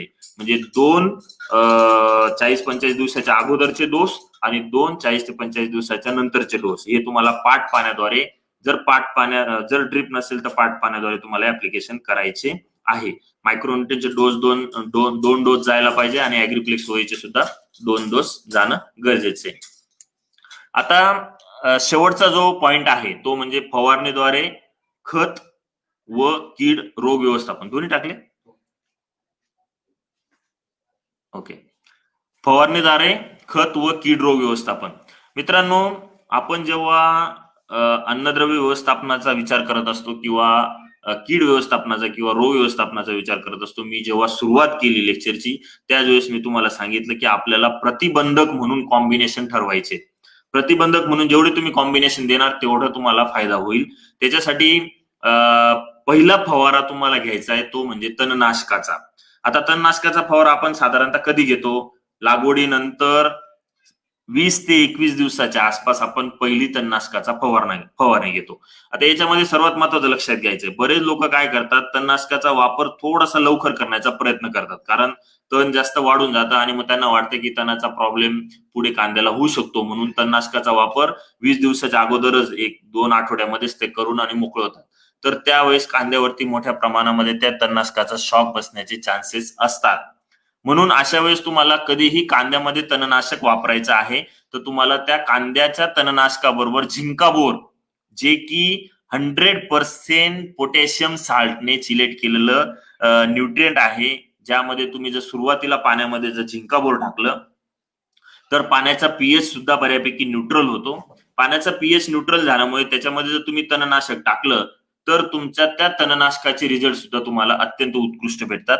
कारण पाण्यामध्ये जर समजा तुम्ही झिंकावर पहिल्यांदा टाकलं तर पाण्यामध्ये जे क्षार आहेत ते क्षार ऑटोमॅटिकली अॅक्युमुलेट होतात, चिलेट होतात आणि चिलेट झाल्यानंतर तुम्ही जर तणनाशक टाकलं तर तेच क्षार असतात ते तणनाशकाबरोबर रिॲक्शन करत नाही आणि त्याच्यामुळे तणनाशकाचे जे कंटेंट आहे त्याचे रिझल्ट तुम्हाला एकदम उत्कृष्ट भेटतात. दुसरी सर्वात महत्वाची गोष्ट की कांद्याच्या पिकावर तणनाशकाचा शॉक बसत नाही. म्हणजे कसं, जेव्हा तुम्ही प्लेन तणनाशक मारलं किंवा त्याच्यामध्ये एखादा असं अजून काहीतरी टॉनिक टाकलं, त्याच्यामध्ये जर कॅल्शियम, झिंक, बोरॉन नसेल असं जर तुम्ही टॉनिक टाकलं तर तुम्ही त्या तणनाशकामुळे तुमच्या कांद्यावरती मोठ्या प्रमाणामध्ये शॉक बसत असतो. आपल्याला तो लक्षात येत नाही. नॉर्मल पानावर स्कॉर्चिंग पण दिसते आणि सर्वात महत्वाचं जवळजवळ 8 ते 10 दिवस तुमच्या कांद्याची वाढ पूर्णतः थांबून जाते. मग अशा वेळेस तुम्हाला जर तुम्ही झिंकाबोरचा वापर जर तणनाशकाबरोबर केला तर तुमच्या कांद्याला कोणताही शॉक बसणार नाही. झिंकाबोरमध्ये नुसतं झिंक नसून त्यामध्ये झिंक, बोरॉन आहे, कॅल्शियम आहे आणि त्याला जे चिलेशन केलेले ते पोटॅशियम साल्टचं असल्यामुळे जवळजवळ 7% 7% त्याच्यामध्ये पोटॅश सुद्धा आहे.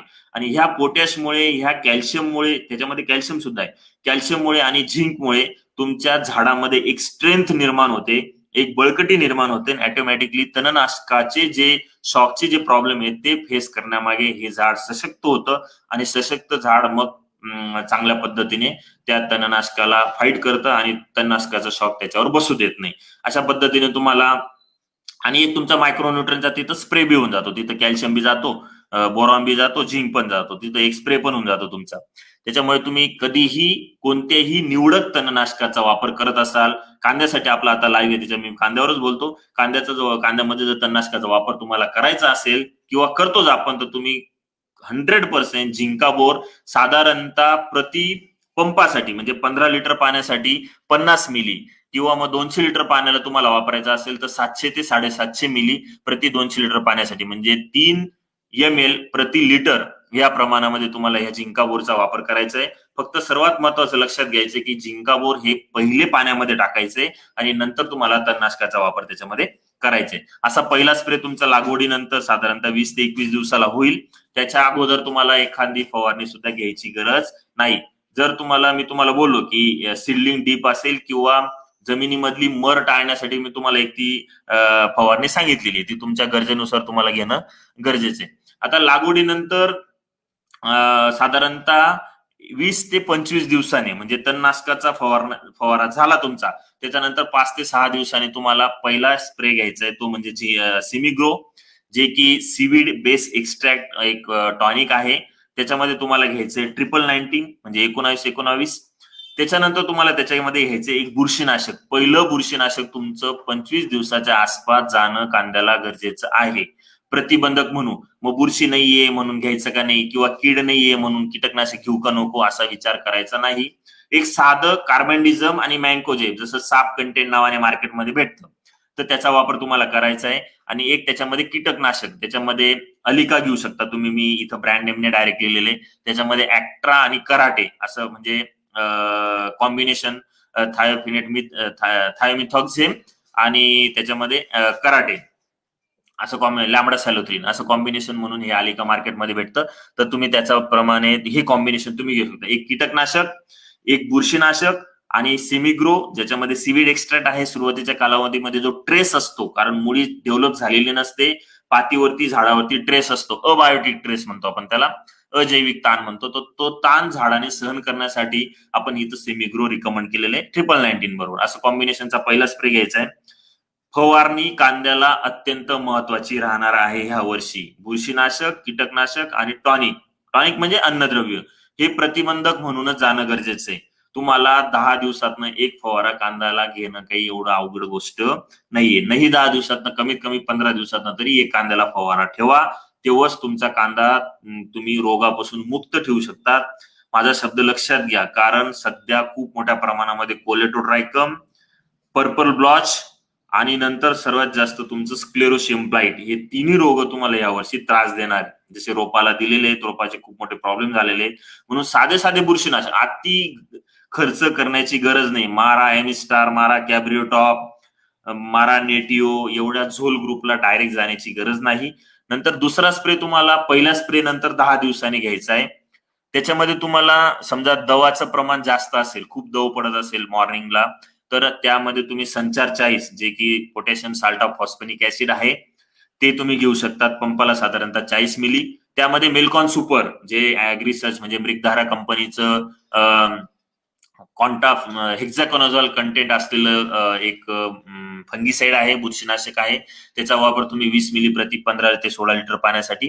त्याच्यानंतर एक्सीड जे की मायक्रोन्यूट्रंट आहे, त्याच्यामध्ये अॅमिनो ऍसिड सुद्धा आहे. प्रत्येकाला एक्सीड माहिती आहे, खूप मोठा ब्रँड आहे. याचा वापर तुम्हाला त्याच्यामध्ये करायचा आहे. आणि इन्फ्यूज म्हणून एक ऍग्रिसर्चने नवीन प्रॉडक्ट आणलेलं आहे, इन्फ्यूज. मित्रांनो, इन्फ्यूज हे ऑर्गॅनिक बेस जे आपलं ऑरेंज असतं म्हणजे संत्रा असतं, त्याची जी साल असते त्या सालीचा एक्स्ट्रॅक्ट पासून बनवलेलं अत्यंत उत्कृष्ट पेनिट्रेटर आहे. पेनिट्रेटर म्हणजे तुम्ही जे पण आंतरप्रवाही बुरशीनाशक किंवा आंतरप्रवाही कीटकनाशक किंवा रासायनिक खत जे तुम्ही कांद्याच्या पातीवर फवारता आहेत, ते खत बऱ्यापैकी किंवा ते बुरशीनाशक बऱ्यापैकी वरच्या भागातनं खालच्या भागाकडे निघून जातं. ते कांद्याच्या पातीमध्ये आतमध्ये घुसू शकत नाही. समजा कांद्यावरती दव असेल, वातावरणामध्ये सूर्यप्रकाश व्यवस्थित नसेल, तर बरेचसे प्रॉब्लेम तुम्हाला दिलेलं जे पण पेस्टिसाइड आहे, कीटकनाशक आहे किंवा रासायनिक खाद्य आहे ते त्या पातीच्या आतमध्ये फक्त 30 सेकंदामध्ये 27 ते 30 सेकंदामध्ये पातीच्या आतमध्ये पेनिट्रेट करण्याचं काम, आतमध्ये घेऊन जाण्याचं काम तुमचं हे इन्फ्यूज करत असतं. एकदम उत्कृष्ट प्रॉडक्ट आहे. त्याचा वापर तुम्हाला साधारणतः पंपाला 1 ते 1.25 मिली प्रति लिटर पाण्याच्या प्रमाणामध्ये करायचं, म्हणजे 20 मिली पर्यंत तुम्हाला हे इन्फ्यूज याच्यामध्ये वापरायचंय. आणि या कॉम्बिनेशन मध्ये पहिलं कीटकनाशक आपण अलिका घेतलं होतं, दुसरं कीटकनाशक तुम्हाला कार्बोसल्फान घ्यायचंय. कीटकनाशक सुद्धा तुम्हाला चेंज करायचं आहे, ग्रुप चेंज करायचंय, जेणेकरून आपण थ्रिप्सला सुरुवातीपासून मॅनेज करू. हे 2 कॉम्बिनेशन तुम्हाला सांगितले. त्याच्यानंतर तिसरं कॉम्बिनेशन तुम्हाला लागवडीनंतर 40 ते 45 दिवसाला घ्यायचंय. त्यामध्ये तुमचं झिंकाबोर कॅल्मिनो, ज्याच्यामध्ये झिंकाबोर मध्ये झिंक बोरॉन आहे, कॅल्मिनो मध्ये अॅमिनो ऍसिड चिलेट कॅल्शियम आहे. त्याच्यानंतर त्याच्यामध्ये मॅग्नेशियम सल्फेट घ्यायचे. बुरशीनाशकामध्ये रेडोमिल गोल्ड म्हणून मार्केटमध्ये मेटल एक्सिल बेस आणि मँकोजेब बेस एक बुरशीनाशक आहे, त्याचा वापर करायचा आहे. आणि एक कीटकनाशक मध्ये तुम्ही पिप्रोनिल म्हणजे रिजेंट नावाने येतं, त्याचा वापर करायचा. सिंपल कॉम्बिनेशन, एक बुरशीनाशक, एक कीटकनाशक, मॅग्नेशियम सल्फेट आणि झिंकाबोर कॅल्मिनो, हे कॉम्बिनेशन तुम्हाला तिसऱ्या स्प्रे मध्ये ठेवायचंय लागवडीनंतर 40 ते 45 दिवसांनी. लक्षात घ्या, मी 10-10, 12-12 दिवसाला कॉम्बिनेशन देतोय तुम्हाला. त्याच्यामध्ये एक बुरशीनाशक, कीटकनाशक, एक तुम्हाला रासायनिक खाद्य. हे इन्फ्यूज तुम्हाला समोर दिसतंय, इतकी उत्कृष्ट क्वालिटीचं प्रॉडक्ट आहे. त्याचं काम आहे पेनिट्रेशन, स्प्रेडिंग प्रॉपर्टी म्हणजे पानावरती पसरवणं आणि त्या औषधाला आतमध्ये घेऊन जाणं. विदिन 30 सेकंद त्या आतमध्ये घेऊन जातं, त्याच्यामुळे त्याचे रिझल्ट तुम्हाला उत्कृष्ट भेटतात. समजा तुम्हाला एखादं कीटकनाशक द्यायचं आणि थ्रिप्स तुमचा खालच्या भागामध्ये घुसलेला आहे, तिथपर्यंत ते औषध पोहोचू शकत नाहीये, तर तुम्ही त्याच्यामध्ये जे इन्फ्यूज टाकलेलं असेल तर ते इन्फ्यूज त्या शेवटी त्या किडीपर्यंत, त्या थ्रिप्स पर्यंत त्या औषधाला पोहोचवण्याचं काम. जर आंतरप्रवाह असेल तर ते पूर्ण व्हेन्स मध्ये, झायलेम फ्लोएम मध्ये त्या औषधाला मूव्ह करण्याचं काम तुमचं हे इन्फ्यूज करणार आहे. नंतर तुम्हाला चौथा स्प्रे जो घ्यायचा आहे तो लागवडीनंतर साधारणतः 50 ते 55 दिवसांनी, म्हणजे मागच्या स्प्रे नंतर 10 दिवसांनी. त्यामध्ये तुम्ही एक्सिडचा वापर करू शकतात किंवा मग मिंगल ओनियन नावाने आपलं एक प्रॉडक्ट भेटतं, त्याचा वापर करू शकतात. एक ते प्रॉडक्ट, त्याच्यामध्ये प्रोबियॉन. या स्टेजला तुमच्या कांद्याची मान बळकट होण्याचं काम हे कॉम्बिनेशन तुमचं करणार आहे. जेवढी मान बळकट तेवढी त्याच्यानंतर जी गळ असते, कांद्याची जी वाढ असते, ती वाढ तुमची भक्कम होत असते. म्हणून हे प्रॉपर कॉम्बिनेशन 50 ते 55 दिवसाला आपण दिलेले. एक्सीड, प्रोबियॉन जे की अॅमिनो ऍसिड बेस टॉनिक आहे. त्याच्यानंतर त्याच्यामध्ये एक झोल ग्रुपचं कोणतंही बुरशीनाशक, मग तिथं तुम्ही फॉलिक्युअर घेऊ शकतात. एक कॉम्बिनेशन बेस्ट आहे, फॉलिक्युअर आणि अँट्राकॉल. शक्यतो एक आंतरप्रवाही आणि एक स्पर्शजन्य असं कॉम्बिनेशन जर तुम्ही बुरशीनाशक घेतलं तर तुम्हाला त्याचे रिझल्ट अजून उत्कृष्ट भेटतात. किंवा मग मर्जर म्हणून एक मार्केटमध्ये एक प्रॉडक्ट आहे, त्याचा सुद्धा वापर तुम्ही इथं करू शकतात. त्याच्यामध्ये एक बुरशीनाशक, एक अजून कीटकनाशक जसं इव्हान्स जे की 100% ऑर्गॅनिक बेस कीटकनाशक आहे. त्याच्यामध्ये नीम ऑइल टाकून घ्यायचं 10,000 ppmचं. असं कॉम्बिनेशन तुम्हाला 50 ते 55 दिवसाला घ्यायचंय. हे कॉम्बिनेशन जर तुम्ही प्रॉपर घेतलं तर तुम्हाला नंतर स्क्लेरोशियम ब्लाइट म्हणून जो रोग येतो त्या रोगाला प्रतिबंधक म्हणून हे कॉम्बिनेशन एकदम उत्कृष्ट काम करतं. एक्सीड, प्रोबियॉन, त्याच्यानंतर फॉलिक्युलर अँट्रॅकॉल किंवा मर्झर आणि इव्हान्स त्याच्यामध्ये निमोईल अशा कॉम्बिनेशन मध्ये तुम्हाला हा फवारा घ्यायचा आहे. त्याच्यानंतर 60 ते 65 दिवसाला परत बुरशीनाशक म्हणून संचार 40, त्याच्यानंतर कर्जेट ज्याच्यामध्ये सायमॉक्झेनिल प्लस मँकोझेबचं कॉम्बिनेशन येतं, एक कॉन्टॅक्ट आणि एक सिस्टेमिक म्हणून कर्जेट घ्यायचे. इन्फ्यूज जे तुम्हाला मी बोललो की जे पेनिट्रेशनचं काम करतं, याच्यामध्ये संचार पण आंतरप्रवाही आहे, कर्जेट मधला तुमचा सायमॉक्झेनिल पण आंतरप्रवाही आहे, त्या आणि इमिडा पण आंतरप्रवाही आहे, ज्याच्यामध्ये आपण कॉम्पिडॉर म्हणून जे कीटकनाशक टाकणार आहे ते सुद्धा आंतरप्रवाही. तर ह्या आंतरप्रवाही औषधांना त्या पानामध्ये झाडामध्ये आतमध्ये घेऊन जाण्याचं काम इथं इन्फ्यूज करणार आहे, म्हणून तुम्हाला इन्फ्यूजचा वापर इथे ह्या कॉम्बिनेशन मध्ये घ्यायचा आहे. त्याच्यानंतर 70 ते 75 दिवसाला तुमच्या कांद्याची गळ व्हावी, व्हेजिटेटिव्ह ग्रोथ स्टॉप व्हावी आणि कांद्याची जमिनीमध्ये गळ व्हावी आणि थोडंसं बुरशीनाशक म्हणून आपण इथं 05234 त्याच्यामध्ये होमन म्हणून एक NATCL बेस एक टॉनिक आहे आपलं होमन, ते त्याच्यामध्ये मेल्कॉन सुपर म्हणजे हेक्झाकोनाझॉल कंटेंट असलेलं बुरशीनाशक आणि कार्बोसल्फान जे की मार्शल नावाने तुम्हाला मार्केटमध्ये भेटतं. हे कॉम्बिनेशन तुम्हाला 70 ते 75 दिवसाला घ्यायचं आहे, जे की तुमचं बुरशीनाशक म्हणून काम करेल, कीटकनाशक म्हणून काम करेल, ग्रोथ स्टॉप करून कांद्याची गळ वाढवण्यासाठी काम करेल. 05234 होमन, मेल्कॉन सुपर आणि कार्बोसल्फान मार्शल नावाने भेटतं ते. आणि शेवटचा स्प्रे तुम्हाला जेव्हा तुम्ही शेवटचं पाणी तोडतात किंवा मग लागवडीनंतर 80 ते 90 दिवसाचा प्लॉट जेव्हा तुमचा होतो, त्यावेळेस तुम्हाला कांद्याच्या चाळीमध्ये ज्या बुरशा त्रास देतात त्या बुरशींसाठी, जसं ऍस्परजिलस असेल किंवा कूज असेल, या कुजीमध्ये मेजर तुम्हाला कांद्याच्या साठवणुकीमध्ये ज्या बुरशा त्रास देतात त्याला प्रतिबंधक म्हणून त्या प्लॉट मधल्याच बुरशी असतात, त्या बुरशी कांद्यामध्ये वाढलेल्या असतात, त्या आपण जेव्हा कांद्या चाळीमध्ये टाकतो तर कांद्यांमध्ये फेवरेबल क्लायमेट तयार झालं, वातावरण निर्मिती व्यवस्थित झाली का तिथं ती बुरशी वाढते आणि ती बुरशी मग तिथं कांद्याला सडवते. तर त्याच्यासाठी प्रतिबंधक म्हणून प्लॉट मध्येच तुम्हाला 90 दिवसाच्या आसपास साधं 22 स्प्रे घ्यायचं आहे. काही लोकांना 22 आवडत नाही किंवा जुनं झालंय म्हणतात, तर तिथं तुम्ही रोको घेऊ शकतात, तिथं आंतरप्रवाहीच बुरशीनाशक गेलं पाहिजे, रोको घेऊ शकतात किंवा काही जण लुना पण वापरतात, तर लुना सुद्धा तुम्ही इथं घेऊ शकतात. बेस्ट किपिंग क्वालिटीसाठी लुना सुद्धा काम करतं. 22 किंवा रोको किंवा लुना त्याच्या पद्धतीने आयपतीनुसार तुम्हाला हे एक बुरशीनाशक सिलेक्ट करायचंय. त्याच्यामध्ये पॅशन जे की पोटॅशियम शोनाइट आहे, त्याच्यामध्ये मॅग्नेशियम आहे, सल्फर आहे आणि पोटॅशियम आहे, जे कांद्याची साईज क्वालिटी वाढवण्याचं काम करतं. आणि ऍम्पल जे की थंडीच्या कालावधीमध्ये कांद्याच्या व्हिगरसाठी म्हणजे साईजसाठी काम करत असतं. ऍम्पल, पॅशन जे मी अॅमिनो ऍसिड आहे, ऍम्पल म्हणजे एक अॅमिनो ऍसिड आहे, पॅशन आणि त्याच्यामध्ये एक बुरशीनाशक कीटकनाशक ह्या कॉम्बिनेशन मध्ये घ्यायची गरज नाही. अशा पद्धतीने तुम्हाला मी मागच्या स्प्रे मध्ये हे 3 स्प्रे आणि नंतरच्या स्लाइड मध्ये 4 स्प्रे, 4 आणि 3 7 स्प्रे पूर्ण तुम्हाला कांद्याच्या जवळजवळ 90 ते 100 दिवसापर्यंत रिकमेंड केलेले आहे. त्याच्यामध्ये एक बुरशीनाशक, एक कीटकनाशक आणि एक रासायनिक खाद्य असे कॉम्बिनेशन 10 ते 12 दिवसाच्या अंतराने वेगवेगळ्या स्टेजनुसार low grade molecule, medium grade molecule आणि हाय ग्रेड मॉलिक्यूल अशा पद्धतीने बसवण्याचा प्रयत्न केलेला आहे. तर मित्रांनो, हे आपलं फवारणीद्वारे अन्नद्रव्य व्यवस्थापन होतं. बऱ्यापैकी आपण बेसल डोस, मायक्रोन्यूट्रनचं ऍप्लिकेशन, ऍग्रीप्लेक्स ओएचं ऍप्लिकेशन, कॅल्शियम नायट्रेटचं ऍप्लिकेशन, दुसरा 40 ते 45 दिवसाचा डोस, त्याच्यानंतर फवारणीमध्ये बुरशीनाशक, कीटकनाशक आणि अन्नद्रव्यांचा बॅलन्स वापर, ह्या गोष्टींचा पहिलेपासून बघत आलेलो आहोत. तर सांगण्याचं तात्पर्य एवढंच होतं की बॅलन्स न्यूट्रिशन, एकात्मिक कीड आणि रोग व्यवस्थापन याच्याकडे तुम्ही जर लक्ष दिलं तर ह्या वर्षी जो मेजर प्रॉब्लेम तुम्हाला देणार आहे ते म्हणजे बुरशी. या बुरशींना प्रतिबंधक म्हणून कंट्रोल करण्यासाठी तुम्हाला हे कॉम्बिनेशन मी सांगत होतो. तुम्हाला मी एक प्रयोग करून दाखवणार होतो एक शेवटच्या 2 मिनिटांमध्ये. हे जे तुम्हाला द्रावण दिसतंय याच्यामध्ये आपण 05234 आणि त्याच्यामध्ये झिंक सल्फेट जे की सल्फेट बेस मायक्रोन्यूट्रंट आहे आणि 05234 जे की फॉस्फरस बेस फर्टिलायझर आहे. हे 2 कॉम्बिनेशन एकत्र केल्यामुळे तुम्ही जर नीट बघितलं, मी तुम्हाला एक लाईट लावून दाखवतो, थोडस दिसायला त्रास होईल, लाईट लावून दाखवतो तुम्हाला ते किती प्रमाणामध्ये ते द्रावण फुटलेलं आहे. इथं जर तुम्ही बघितलं नीट तर हे द्रावण पूर्णतः फुटलेलं दिसतंय, प्रेसिपिटेशन त्याचं झालेलं आहे.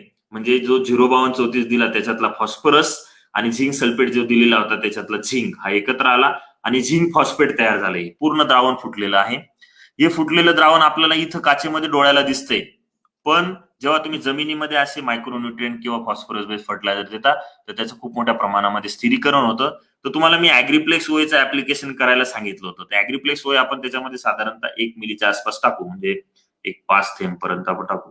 3, 4, 5 बघू बरं. आता त्याच्यामध्ये हे ऍग्रीप्लेक्स ओए टाकल्यानंतर हे जे द्रावण आहे, ह्या द्रावणामध्ये ऍग्रीप्लेक्स ओए टाकला आपण. हे ऍग्रीप्लेक्स ओएचं काम आहे जमिनीमध्ये स्थिर झालेल्या अन्नद्रव्याला सोल्युबल करणे. सोल्युबल करणे म्हणजे काय? तुम्ही जमिनीमध्ये जे कॅल्शियम, फॉस्फरस किंवा झिंक, फॉस्फरस एकत्र आलेले आहे, हे तुम्ही ऍग्रीप्लेक्स ओए दिलं तर हा जो ऑर्गॅनिक ऍसिड आहे, हा ऑर्गॅनिक ऍसिड त्या 2 न्यूट्रिएंटचा बॉन्ड ब्रेक करतो आणि बॉन्ड ब्रेक केल्यानंतर तुमचे ते अन्नद्रव्य सोल्युबल होतात, पाण्यामध्ये 100% विरघळतात आणि विरघळल्यानंतर ते तुमच्या पिकाला उपलब्ध 100% होण्यासाठी मदत करतात. आता तुम्ही जर नीट बघितलं, हे द्रावण पूर्णतः फुटलेलं होतं. यामध्ये आपण ऍग्रीप्लेक्स ओए टाकलं. ऍग्रीप्लेक्स ओए टाकल्यामुळे हे द्रावण पूर्णतः सोल्युबल झालं, 100% पाण्यामध्ये सोल्युबल झालं. नुसतं सोल्युबल नाही झालं तर त्याच्यातला जो झिंक होता, हा झिंक सुद्धा त्या ऍग्रीप्लेक्स ओए मधल्या लिग्नोसल्फोनिक ऍसिडने चिलेट केला आणि चिलेट केल्यामुळे तुम्ही हे द्रावण जसं तसं जरी ठेवलं 1 महिना 1.5 महिना तरी तुम्हाला कोणताही फुटलेलं किंवा स्थिरीकरण झालेलं द्रावण दिसणार नाही. एवढं स्टेबल द्रावण तयार होतं. म्हणून जमिनीमध्ये आपण जर ह्या ऍग्रीप्लेक्स ओएचं ऍप्लिकेशन 2 लिटर प्रति एकरच्या प्रमाणामध्ये केलं तर तुमचं दिलेलं बरंचसं अन्नद्रव्य पिकाला उपलब्ध होईल. मित्रांनो, भरपूर वेळ झाला, बरेचसे पॉइंट कव्हर करण्याचा प्रयत्न केला. आपण हा जो व्हिडिओ आहे फेसबुक लाईव्हचा, हा आपण युट्यूबला सुद्धा शेअर करण्याचा प्रयत्न करू. डाउनलोड करून शांत चित्ताने तुम्ही ऐकून घेतलं त्याबद्दल परत एकदा Agri Search India Private Limited तर्फे मी सर्व शेतकरी बांधवांचे आभार मानतो आणि इथं थांबतो. धन्यवाद. काही प्रश्न जर असतील तर मी कमेंट बॉक्समध्ये नंतर बघून आणि मी तुम्हाला त्यांचे प्रश्न देण्याचा प्रयत्न करतो. सर्वात महत्वाचं, तुम्हाला जे लिंक आलेली आहे त्या लिंकच्या खाली तुम्हाला शेड्यूल आलेलं आहे, ते शेड्यूल डाउनलोड करून घ्या. त्या शेड्यूल वरती 2 नंबर आहे, तुम्ही कोणत्याही नंबरला कॉल करून काही अडचण असेल तर तुम्ही विचारू शकतात. तुम्हाला माझा नंबर सुद्धा व्हॉट्सअपचा स्क्रीनवरती दिसतोय, तुम्ही त्याच्यावरती सुद्धा मला कॉन्टॅक्ट करू शकतात. परत एकदा सर्वांचे आभार मानतो आणि थांबतो. धन्यवाद. काही प्रश्न आहेत, 1 मिनिटात बघू आपण. बरेचसे प्रश्नाचे उत्तर दिलेले आहेत.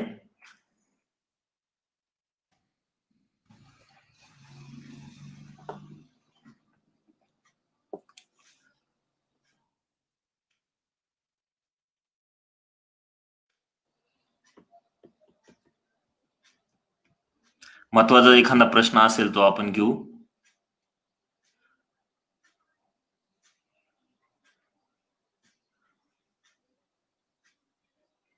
अण्णासाहेब भागवत म्हणताय की उत्पादन खर्च कसा कमी करता येईल.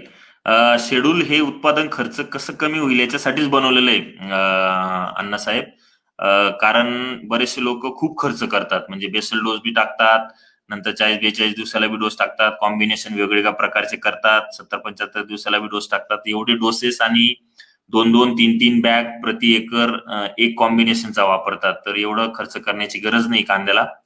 तर कमी डोसेस मध्ये आणि शक्यतो स्प्रे ऍप्लिकेशन मध्ये आणि 2 डोसेस मध्ये आपण हे शेड्यूल बनवण्याचा प्रयत्न केलेला आहे.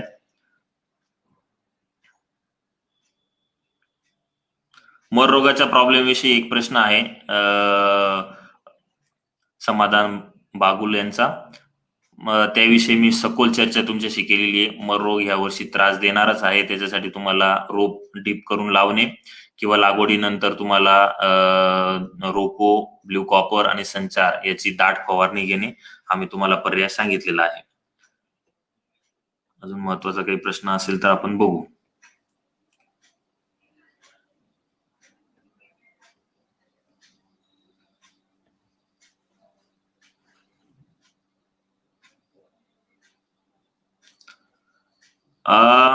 किरण डेरलेनचा प्रश्न आहे की रोप बुडवण्याच्या सोल्युशनचा पीएच सायट्रिक ऍसिड टाकून कमी करावा का.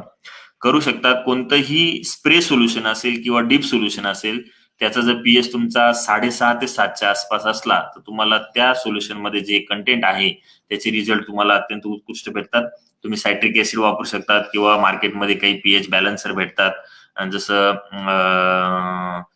ऍग्रिसर्च ऑर्सिल म्हणून आहे, त्याचा वापर तुम्ही करू शकतात.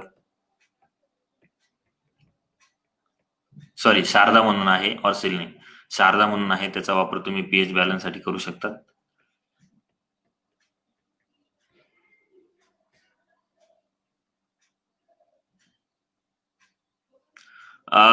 दीपक आंबरे सरांचा प्रश्न आहे की संचार 40 ब्ल्यू कॉपर बरोबर रिकमेंड केलंय.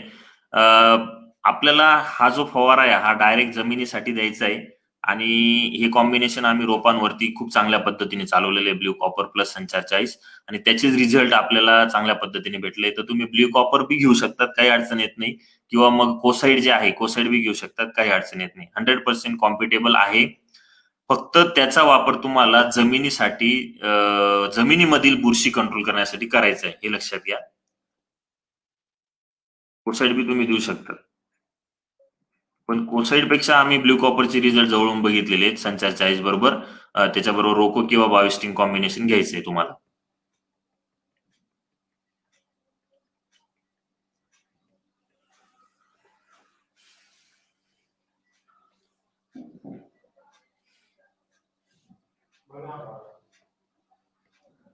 पाणी व्यवस्थापनामध्ये सर्वात महत्वाची गोष्ट, पाण्याच्या पाळ्या किती दिवसाने द्यायच्या, काय द्यायच्या. महादेव निगडेंचा प्रश्न आहे. जमिनीच्या प्रकारानुसार, म्हणजे जमीन मध्यम असेल, हलकी असेल आणि भारी असेल, 3 प्रकार जमिनीचे असतात.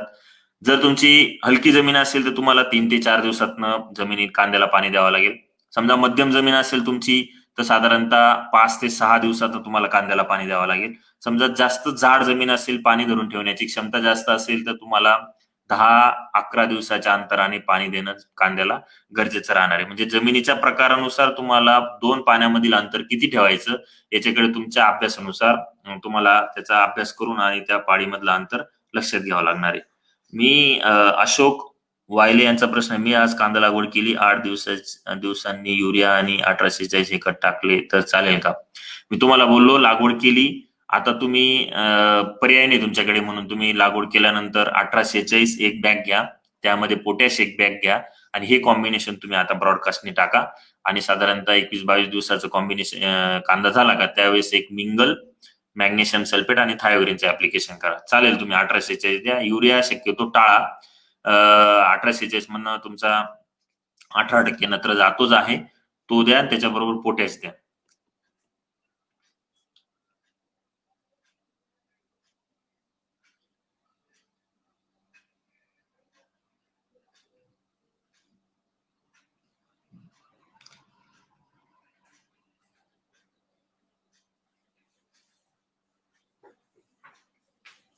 औषधं वगैरे कुठे भेटतील ते तुम्हाला नंतर कमेंट बॉक्स मध्ये आमचे प्रतिनिधी सांगतील. अक्षय लबडे म्हणतायत 15-15-15 चालेल का? 15-15 चालेल, पण बेसल डोस पेक्षा तुम्ही जर 15-15 ह्या खताला जर लागवडीनंतर 40 ते 45 दिवसाचा डोस आहे त्यामध्ये जर वापरलं तर तुम्हाला त्याचा फायदा अजून चांगला भेटेल.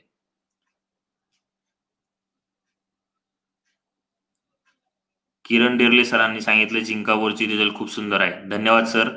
प्रत्येक कांदा बागायतदाराने झिंकाबोर तणनाशका बरोबर अवश्य वापरावं, तुम्हाला त्याचे रिझल्ट बेहतरीन भेटतील.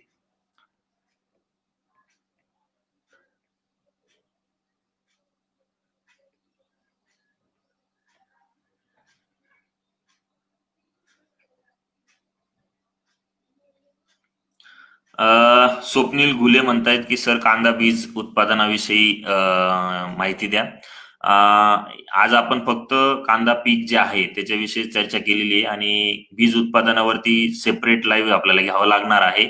खूप काळाची गरज आहे ती सध्याची आणि आपण एवढ्या 8-10 दिवसामध्ये लवकरच आपण कांदा बीज उत्पन्नावरती सुद्धा एक लाईव्ह घेऊ. किंवा तुम्हाला जर लाईव्ह होतो नाही होतो काही सांगता येत नाही, तर तुम्हाला जर त्या बीज उत्पादनाचं जर शेड्यूल पाहिजे असेल तर तुम्ही माझा जो नंबर तुम्हाला डिस्प्लेला दिसतोय त्याच्यावरती तुम्ही मेसेज टाकू शकतात व्हॉट्सअपला. तुम्हाला मेसेजद्वारे मी कांदा बीज उत्पादनाचं शेड्यूल सुद्धा पाठवू शकतो. चला, बऱ्यापैकी प्रश्न आपण कव्हर केलेले आहेत. काही अजून प्रश्न असतील तर तुम्ही कमेंट बॉक्समध्ये मला नंतर विचारू शकतात, मी त्याला पण रिप्लाय देईल. आमचे काही प्रतिनिधी आहेत ते पण रिप्लाय देतील. परत एकदा खूप खूप धन्यवाद. परत असंच आपण वेगवेगळ्या विषयावर लाईव्ह घेऊन आणि भेटत राहू आणि मार्गदर्शन करत राहू. धन्यवाद.